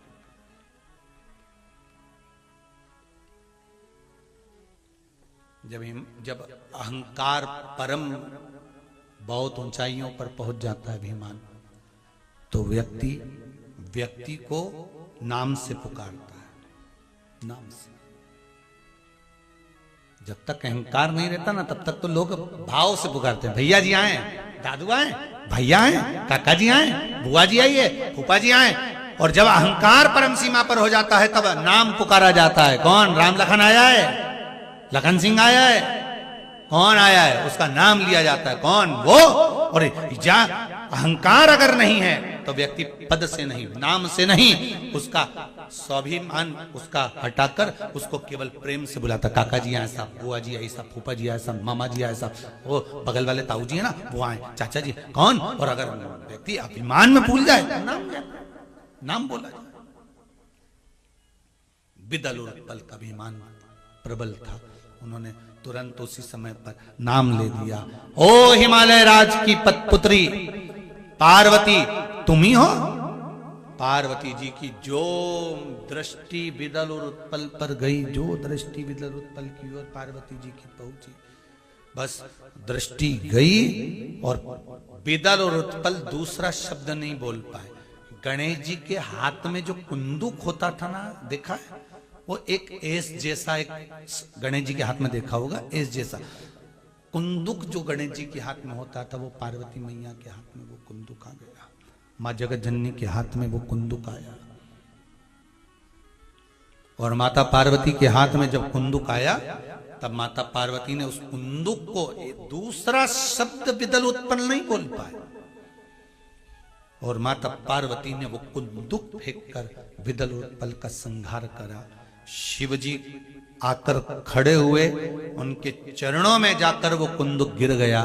तब बिदल उत्पल के मरने पर कुंदुक चरणों में गिरा, तो शिवजी का नाम कुंदकेश्वर हो गया। बोल कुंदकेश्वर भगवान की। हर हर महा, प्रेशर खोलिए, हर हर महादेव। कुंदकेश्वर शिव जी का नाम। कुंदुक जाकर चरणों में गिरा तो कुंदकेश्वर नाम पड़ गया। आप सबको फिर निवेदन करेंगे, रोग, बीमारी, तकलीफ, कष्ट, या फिर कहीं रुपया पैसा अटक गया हो, नहीं निकल रहा हो, किसी व्यक्ति से कोई काम करवाना है, वो काम नहीं कर रहा, कोई फाइल आगे नहीं बढ़ रही है, कोई कार्य अटक रहा है, तो एक जल के पात्र में जल भरकर 5 बेलपत्री शिव जी को समर्पित कर कुंदकेश्वर महादेव का नाम लेकर एक सफेद पुष्प बेलपत्री के ऊपर जो शिव जी को चढ़ाई है उस पर समर्पित कर जल जो लेकर गए हो, अपनी उस कामना को कर कि मेरा ये कार्य अटक रहा है, ये कार्य नहीं हो रहा, कुंदकेश्वर महादेव का नाम लेकर धीरे धीरे जल की धार चढ़ाइए। और एक बात हमेशा याद रखना, फिर निवेदन कर रहे हैं, अच्छे से समझ लेना। शंकर जी पर जब जल चढ़ता है, शिव जी का जब अभिषेक होता है, शंकर जी पर जब जल चढ़ाया जाता है, दूध चढ़ाओ, जल चढ़ाओ, कुछ भी चढ़ाओ, पर एक बात का स्मरण अपने जीवन में होना कि इतने ऊपर से मत चढ़ाना कि जल चढ़े और छींटे आपके ऊपर। बहुत ध्यान दीजिएगा।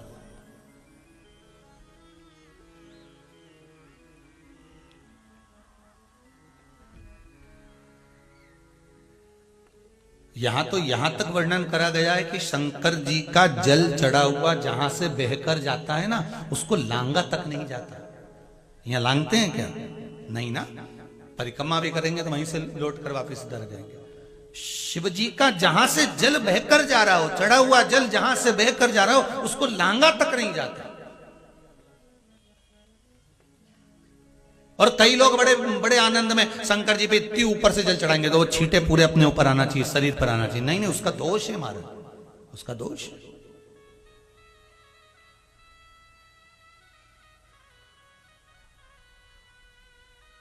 शिव जी को अगर आप जल चढ़ा रहे हो, जैसे आप भगवान को अगर जल चढ़ाओ, दूध चढ़ाओ, तो मान लो अगर जैसे एक सरल भाषा में समझ लो और अच्छे से, कि जैसे ये शिवलिंग है शंकर जी का, ये शिवलिंग है, और आप जल चढ़ा रहे हो तो इतनी ऊपर से छोड़ोगे तो पानी का छींटा तो अपने ऊपर आएगा, पर वही जल, वही दूध, वही सामग्री आप शिवलिंग से थोड़ी सी दूरी बनाकर अगर आप समर्पित करेंगे तो बाबा उसको स्वीकार भी करता है और आनंद की अनुभूति भी होती है, कार्य में सिद्धता भी आती है, कार्य में उसकी सिद्धता भी। अब तुम तो ऊपर से छोड़ रहे हो जिससे वो पानी तुम्हारे ऊपर ही आए, तो वो एक अलग प्रसंग है, बोलिए एक अलग विषय। महाराज शिव जी का नाम कुंदकेश्वर पड़ गया। आगे वर्णन आया, महाराज हिरण्यकशिपु को वर मिल गया था, ना नीचे मरे, ना ऊपर मरे, ना अंदर मरे, ना बाहर मरे, ना अस्त्र से, ना शस्त्र से, ना दिन में, ना रात में, तब वो तप का बल प्राप्त कर कर बहुत पद पर आ गया था, तो उसने सारे मंदिर देवालय सब तोड़वा दिए थे, खुद की पूजन चालू करवा दी थी। इसके घर में एक बेटे ने जन्म ले लिया था जिसका नाम प्रहलाद।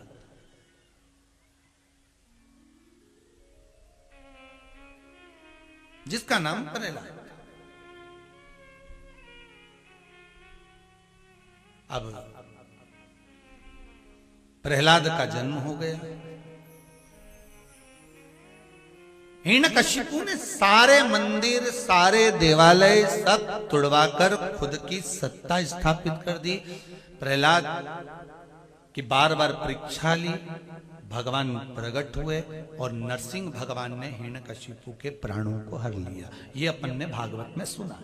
यहां तक की कथा तो भागवत में भी आती है, विष्णु पुराण में भी आती है, पर शिव महापुराण में नरसिंह जी का जो चरित्र कहा गया है, नरसिंह जी का जो वर्णन करा गया है नरसिंह भगवान का, वो क्यों करा गया उसका वर्णन यहाँ आता है कि जब नरसिंह अवतार भगवान का हो गया, भगवान नारायण का जब नरसिंह अवतार हो गया, क्रोध कम नहीं हुआ, क्रोध बढ़ता गया, क्रोध बढ़ता गया। अब जहां नरसिंह भगवान जाते वहीं तोड़फोड़ कर देते। इंद्र के सिंहासन पर गए, इंद्र के सिंहासन को तोड़ दिया।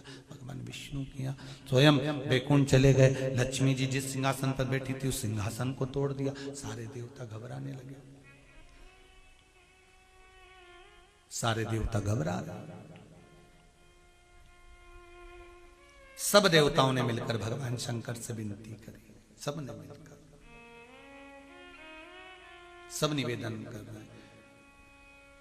थारी धुन लागी भोला, थारी धुन लागी, थारी धुन लागी भोला, थारी धुन लागी, थारी धुन लागी भोला, थारी धुन लागी, थारी धुन लागी भोला, थारी धुन लागी। हर हर भोला शंभो तुम्हारी धुन लागी, हर हर भोला शंभो तुम्हारी धुन लागी, हर हर भोला शंभो तुम्हारी धुन लागी, हर हर भोला शंभो तुम्हारी धुन लागी। पार्वती का प्यारा तुम्हारी धुन लागी, पार्वती का प्यारा तुम्हारी धुन लागी, पार्वती का प्यारा तुम्हारी धुन लागी, पार्वती का प्यारा तुम्हारी धुन लागी। ओ भोला शंभो तुम्हारी धुन लागी, हर हर भोला शंभो तुम्हारी धुन लागी, ओ हर हर भोला शंभो तुम्हारी धुन लागी, हर हर भोला शंभो तुम्हारी धुन लागी।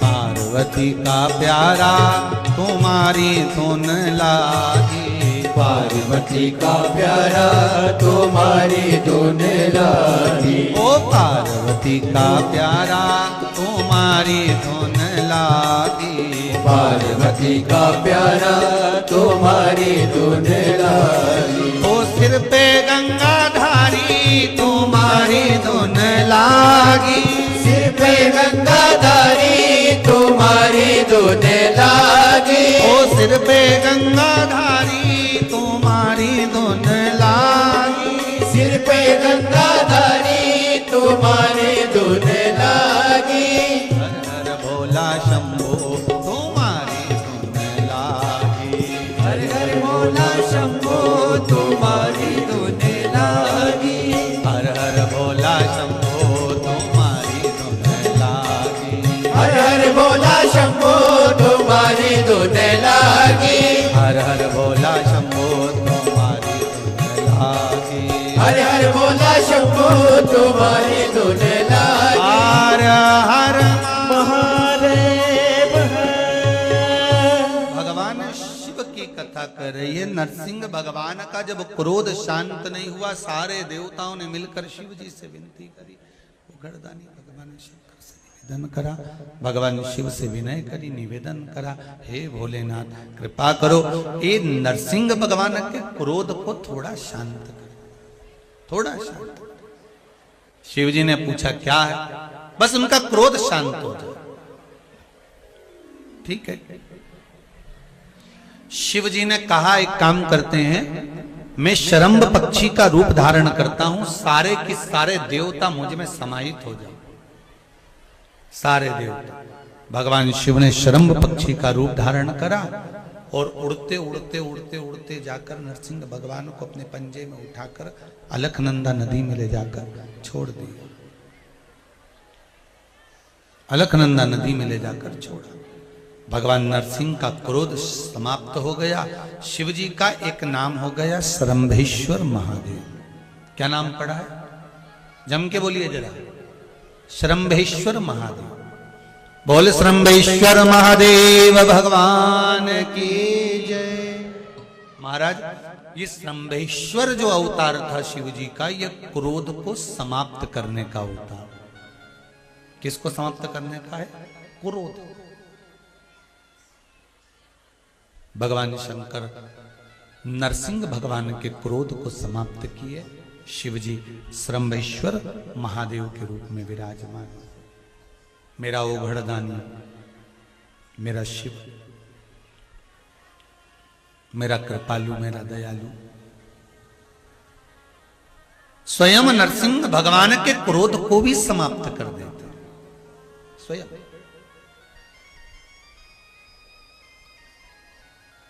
जब व्यक्ति के जीवन में फिर वही बात आ गई, काम, अहंकार, क्रोध, लोभ, वासना, तृष्णा, अभिमत्ता, ये जितनी भी है, ये भीतर आ जावे, शिव का स्मरण कर लो। श्री शिवाय नमस्तुभ्यं, श्री शिवाय नमस्तुभ्यं।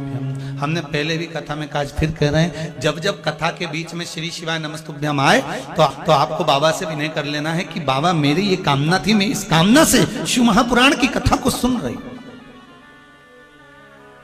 मंत्र भी बोलो और ध्यान शंकर में लगा लो। श्री शिवाय नमस्तुभ्यम, श्री शिवाय नमस्तुभ्यम। भगवान से अपने हृदय की बात कर। क्रोध समाप्त हुआ।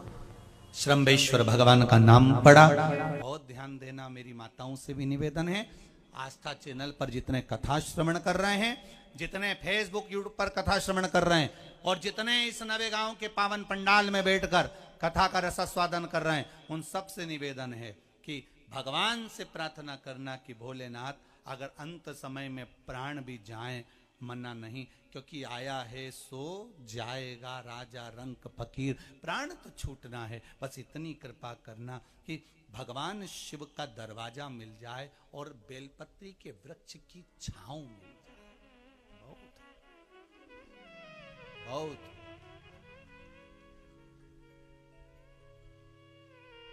उतना भी बहुत। और मेरा निवेदन हमेशा रहा है, इस व्यासपीठ से हमेशा एक निवेदन करते रहे, आज फिर करते हैं कि प्रयास करो, जहां से पथिक निकल कर जाते हैं, जिस मार्ग से लोग निकल कर जाते हैं, इस मार्ग के आसपास में कहीं बेलपत्री का पौधा जरूर लगाते रहो। क्यों? बेलपत्री का पेड़ लगा देने से पथिक 2 क्षण अगर रुकता भी है, यात्री वहां बैठता भी है, तो उसको कम से कम उसका पुण्य तो मिल जाएगा। वो शिव नहीं बोलेगा, राम नहीं बोलेगा, कृष्ण नहीं बोलेगा, तो उसका पुण्य तो मिल रहा है, उसका एक आनंद तो मिल रहा है। बहुत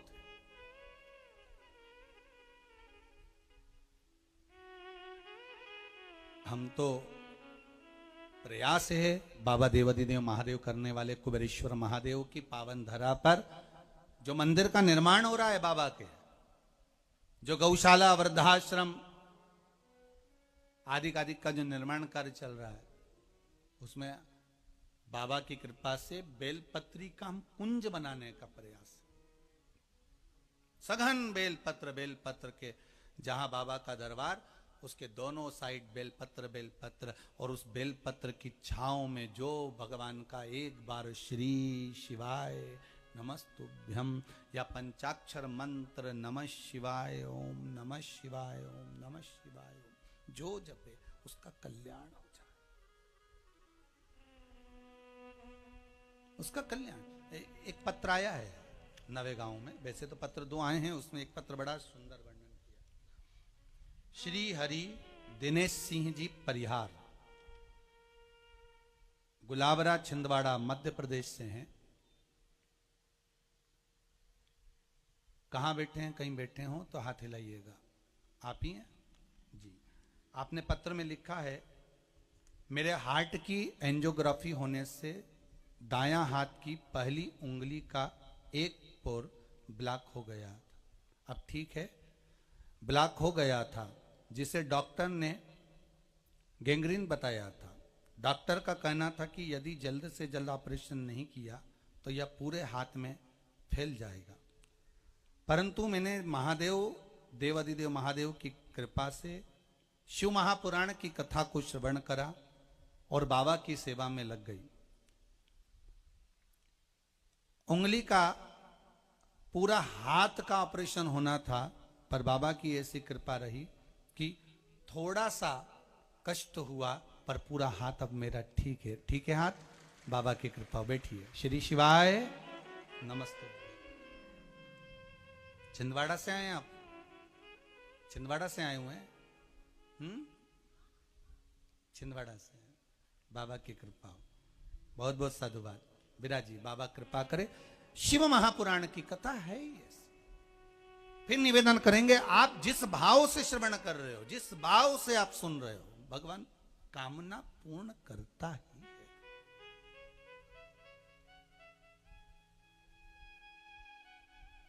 और हम फिर कहेंगे, नवेगांव वालों का तो भाग्य है, साथ में छिंदवाड़ा और आसपास के जितना क्षेत्र है, इनका भी सौभाग्य है कि बाबा की कृपा आपके क्षेत्र में हो रही है।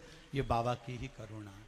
कहीं बाबा ने कृपा करी होगी तो ये कथा मिली, कहीं शिव कृपा हुई। सारे दान पुण्य सत्कर्म हो सकता है मरते मरते समय तक समाप्त हो जाएं, पर जो एक बार शिव महापुराण की कथा सुन ली, इसका पुण्य कभी समाप्त नहीं होता। ये अजर और अमर है, ये अजर और अमर, इसका पुण्य कभी समाप्त नहीं होता। भाग्यशाली हैं आप सब।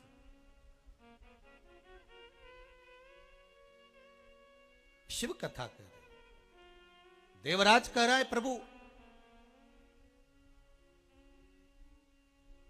मेरे इन नयनों से मैंने कभी आपका दर्शन नहीं किया है। मंदिर गया था मैं, देखा मैंने, पर दर्शन नहीं किया। देखा और दर्शन में अंतर है। आप भी मंदिर जाते हो पर देख लेते होगे, हाँ मंदिर में मूर्ति है, दीवार का कलर अच्छा है, मंदिर का दरवाजा अच्छा है, कौन सा कलर लगा है, क्या प्रसाद मिला, ये देखने में मालूम पड़ता है। पर जो दर्शन करने वाला होता है, उसको इससे मतलब नहीं होता कि कलर कौन सा करा है, कौन सा डिजाइन है, कौन सा कलर है, मंदिर का दरवाजा कैसा है, उसे इससे मतलब नहीं। वो तो गया कुबेरेश्वर के धाम में, वो गया महाकाल के धाम में, वो गया काशी विश्वनाथ के धाम में। उसे किसी से मतलब नहीं कि कितना कचरा पड़ा है, कि कितना सामान पड़ा है। उसको तो एक मतलब है कि मैं शंकर के चरणों में आया हूं, बाबा से निवेदन करने आया हूं, बस बाबा मेरा हो जाए, मैं बाबा का हो जाऊं। मेरी, कई कहते हैं मेरी नौकरी नहीं लग रही, कोई कहे मेरा ये नहीं हुआ। वो गया, पर देखने मत जाना तो कुबेरेश्वर धाम, तू देखने मत जाना महाकाल की नगरी में, तू देखने मत जाना काशी विश्वनाथ की नगरी में, तू तो दर्शन करने जाना।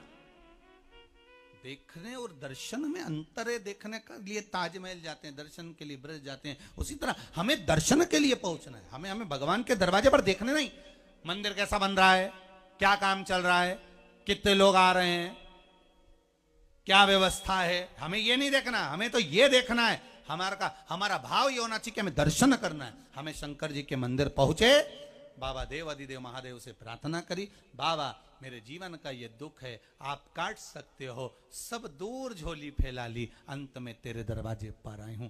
कहीं मिले ना मिले पर तू मिले, हमें तू मिले।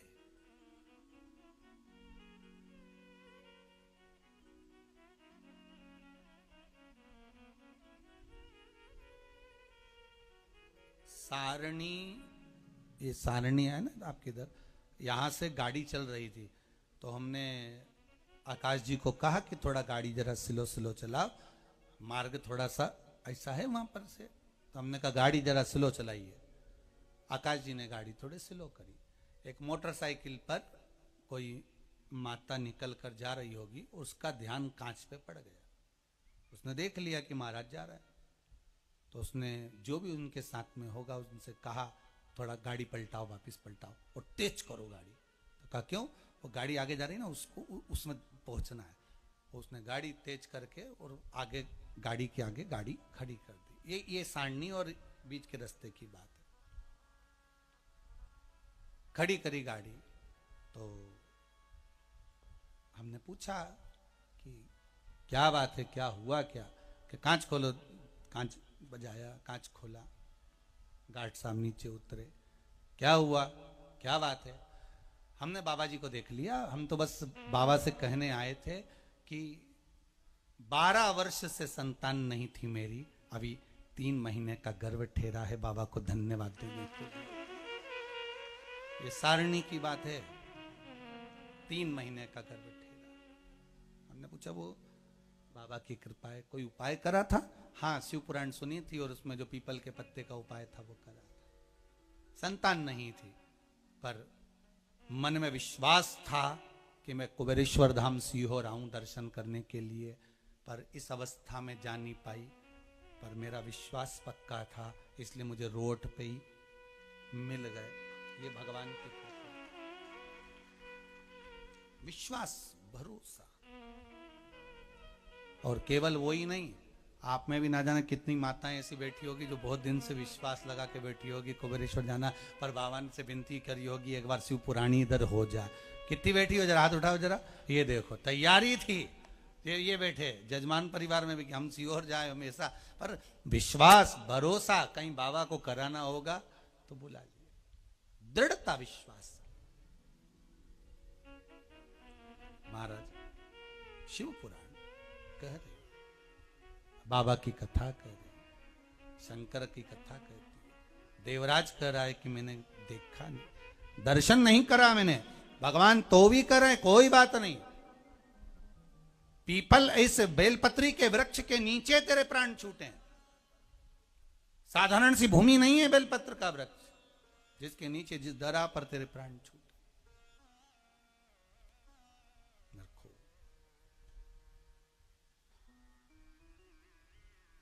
शंभु शरणे पड़े, मांगू घड़ी रे घड़ी, दुख काटो, दया करी न दर्शन आपो। ये आपकी कृपा से मिला है मुझे, आपकी दया से। शिव महापुराण कह रही है। आगे जो चरित्र कहा है बिंदुपुर चंचुला का कहा है। बिंदु को भी ब्राह्मण था, वो भी ब्राह्मण, उसने भी कभी भगवान शंकर का दर्शन नहीं किया, वो भी कभी शिव भक्ति में नहीं डूबा, वंचित रहा शिव भक्ति से।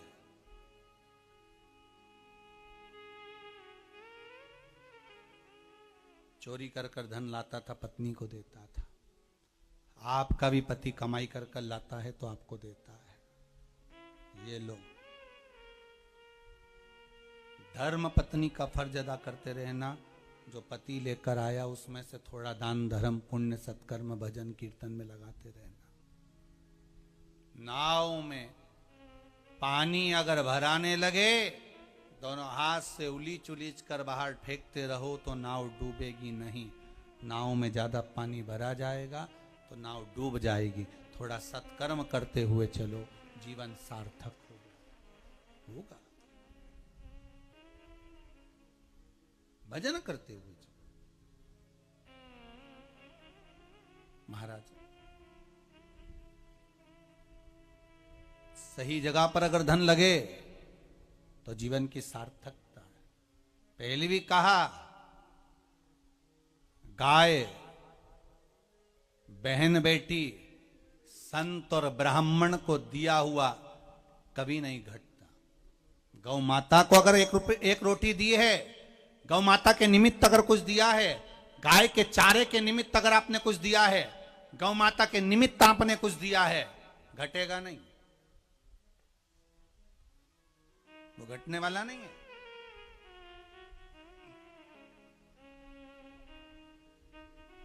आप जो दान कर रहे हो, आप जो पुण्य कर रहे हो, आप जो सत्कर्म कर रहे हो, वो घटना नहीं है,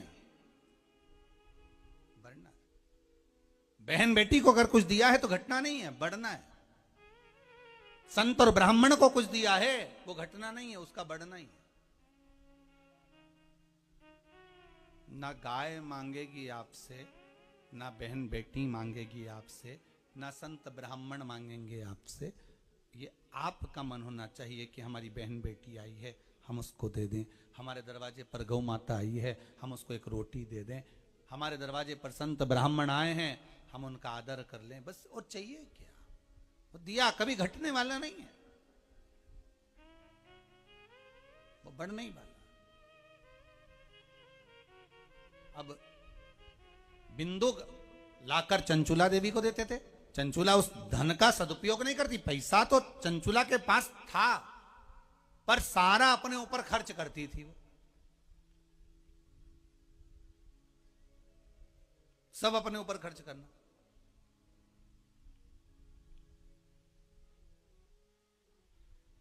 पति चोरी कर कर धन लाकर आ रहा था, कहीं दीवार पर से नीचे कूदा, पानी में गिर गया, प्राण छूट गए। अब देखिएगा जरा, त्रिनेत्र शिव महापुराण की कथा चल रही है। नेत्र का वर्णन देख लीजिए जरा, कितना सुंदर है कि वो नीचे गिर गया, मर गया, पानी में डूब कर मर गया। शिव महापुराण की कथा कहती है 3 तरह से मरे हुए व्यक्ति का मोक्ष नहीं। पहले भी कथा में कहा, पानी में डूब कर मरा हुआ ना तो स्वर्ग जाता है, ना नरक जाता है, प्रेत की योनि में पड़ा रहता है। सर्प के डसे से मरा हुआ ना स्वर्ग जाता है, ना नरक जाता है, प्रेत की योनि में पड़ा रहता है। नारी के हाथ से, स्त्री के हाथ से मरा हुआ ना स्वर्ग जाता है, ना नरक जाता है, प्रेत की योनि में पड़ा रहता है, भटकता, उसकी मुक्ति नहीं होती, मोक्ष नहीं मिलता उसको, भटक रहा। तब चंचुला देवी को मालूम पड़ा, अंतिम संस्कार करवाया, सब क्रम करा, काशी गई। परिवार वाले जा रहे थे, गांव के लोग जा रहे थे, काशी वो भी गई।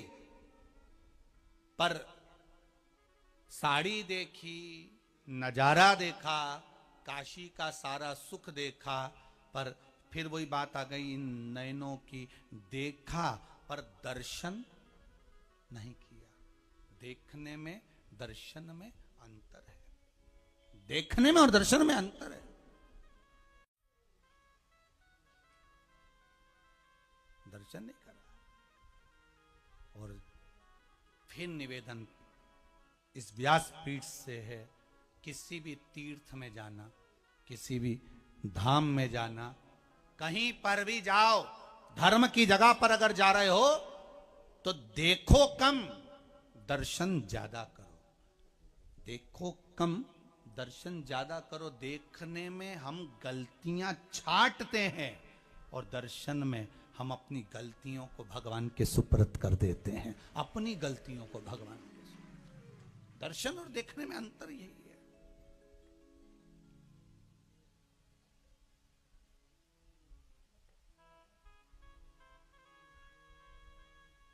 हम देखते हैं तो गलतियां छांटते हैं, और अगर दर्शन करेंगे तो गलती नहीं छांट सकते, हम अपनी गलती भगवान के चरणों में छोड़ देते। ये अंतर है देखने और दर्शन। निगाहें बदली, नजारे बदल गए, हवाओं की रुख से कश्ती के किनारे बदल गए। ये दृष्टि, ये नयन हमें बता देता, देख कर महाराज काशी में गई, पूरा नजारा देखा पर दर्शन नहीं किए। विश्वनाथ बाबा के मंदिर में भी नहीं गई है। सुनिए आप जरा कथा, चंचुला देवी शंभू के मंदिर में भी नहीं गई दर्शन करने के। क्यों? उसका मन नहीं था। कभी दर्शन किया हो तो मन करे।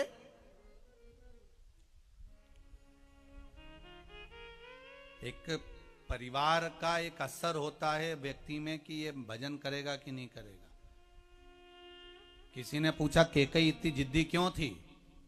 तो भैया केकई जिद्दी इसलिए थी क्योंकि उसकी माता भी जिद्दी थी। केकई के पिताजी को एक वर था, माता केकई के पिताजी को एक वर था कि तुम पशु और पक्षियों की आवाज सुन लोगे, समझ लोगे कि वो क्या बोल रहे हैं। अब पक्षी की आवाज केकई के पिता समझ लेते थे, तो केकई के एक दिन पिताजी ने उस पक्षी की आवाज समझ लिए तो बहुत हंसे। तो केकई की माताजी ने पूछा, स्वामी तुम इतना हंस क्यों रहे हो? केकई के पिता ने कहा, ये दो चिड़िया जो है आपस में बात कर रही हैं। तो चिड़िया बात कर रही है तो तुम्हें हंसने की क्या जरूरत है, तुम समझते हो क्या? केकई के पिताजी ने कहा, हाँ पक्षी क्या बात करते हैं मैं समझ जाता हूं, मुझे वर मिला हुआ है। अच्छा, हाँ पक्षी क्या बात करते हैं ये मैं समझ जाता हूं, आपको वर है? हाँ वर है। तो इतने में केकई की माताजी ने कहा कि आप बताओ कि चिड़िया क्या बात कर रही है। केकई के पिताजी ने कहा, नहीं हम नहीं बता सकते आपको, क्योंकि हमें वर मिला है तो साथ में ही वचन दिया है, अगर तुमने किसी पक्षी की बात किसी दूसरे को बता दी तो उसी समय तुम्हारे प्राण छूट जाएंगे, इसलिए हम बता नहीं सकते कि ये चिड़िया क्या बात कर रही।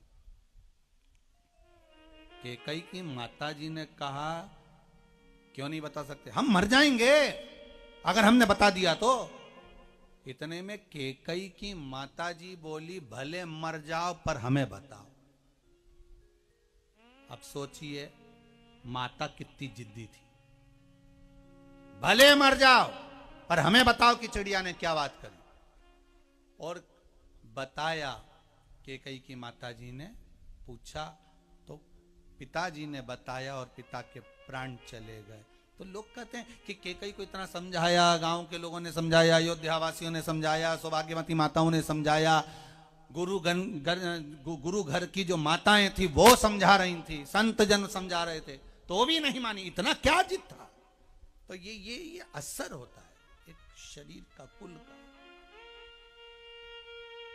चंचुला देवी अगर भगवान की भक्ति नहीं कर रही है, स्मरण नहीं कर रही है, तो हो सकता है कोई परिवार कुल का कोई क्रम हो, उसमें नहीं गई भगवान की भक्ति, नहीं, दर्शन के लिए नहीं गई। अब अंत में कहीं एक जगह शिव महापुराण की कथा चल रही थी, इसके कानों में पड़ी, फिर आखिरी में ये गंगा नहाने गई। गंगा स्नान कर कर आ रही थी, पांव फिसल गया, पत्थर पर सिर पड़ गया, प्राण छूट गए। ये शिव धाम चली गई। शंकर जी की यहाँ पार्वती जी की सहेली बन गई। पार्वती जी ने पूछ लिया, तू इतनी मौन क्यों रहती है? कह दिया कि मौन रहने का एक कारण है कि काशी में जाने के बाद भी भगवान का दर्शन नहीं कर पाई। शिव धाम जाने के बाद भी मैं भगवान का दर्शन नहीं करी। हो क्या चाहती है? मेरा पति प्रेत योनि में मुक्ति चाहती। शिव महापुराण की कथा करो। कौन से करवा? कौन करेगा शिव महापुराण की कथा? देव ऋषि नारद को तो श्राप लगा, एक जगह बैठ नहीं सकते। देव ऋषि नारद के मित्र हैं तुम्बरुका जी। ये नाम कोई साधारण नहीं है, तुम्बरुका जी का। फिर कहेंगे जिस नारी का गर्भ नहीं ठहरता हो, कई साल हो गए हों, सफेद आंकड़े की जड़ शंकर जी पे से तुमरुका जी का नाम लेकर 21 बार घुमाइए। एमसी परेड के रजस्वला धर्म के 7वें दिन, रजो धर्म के 7वें दिन,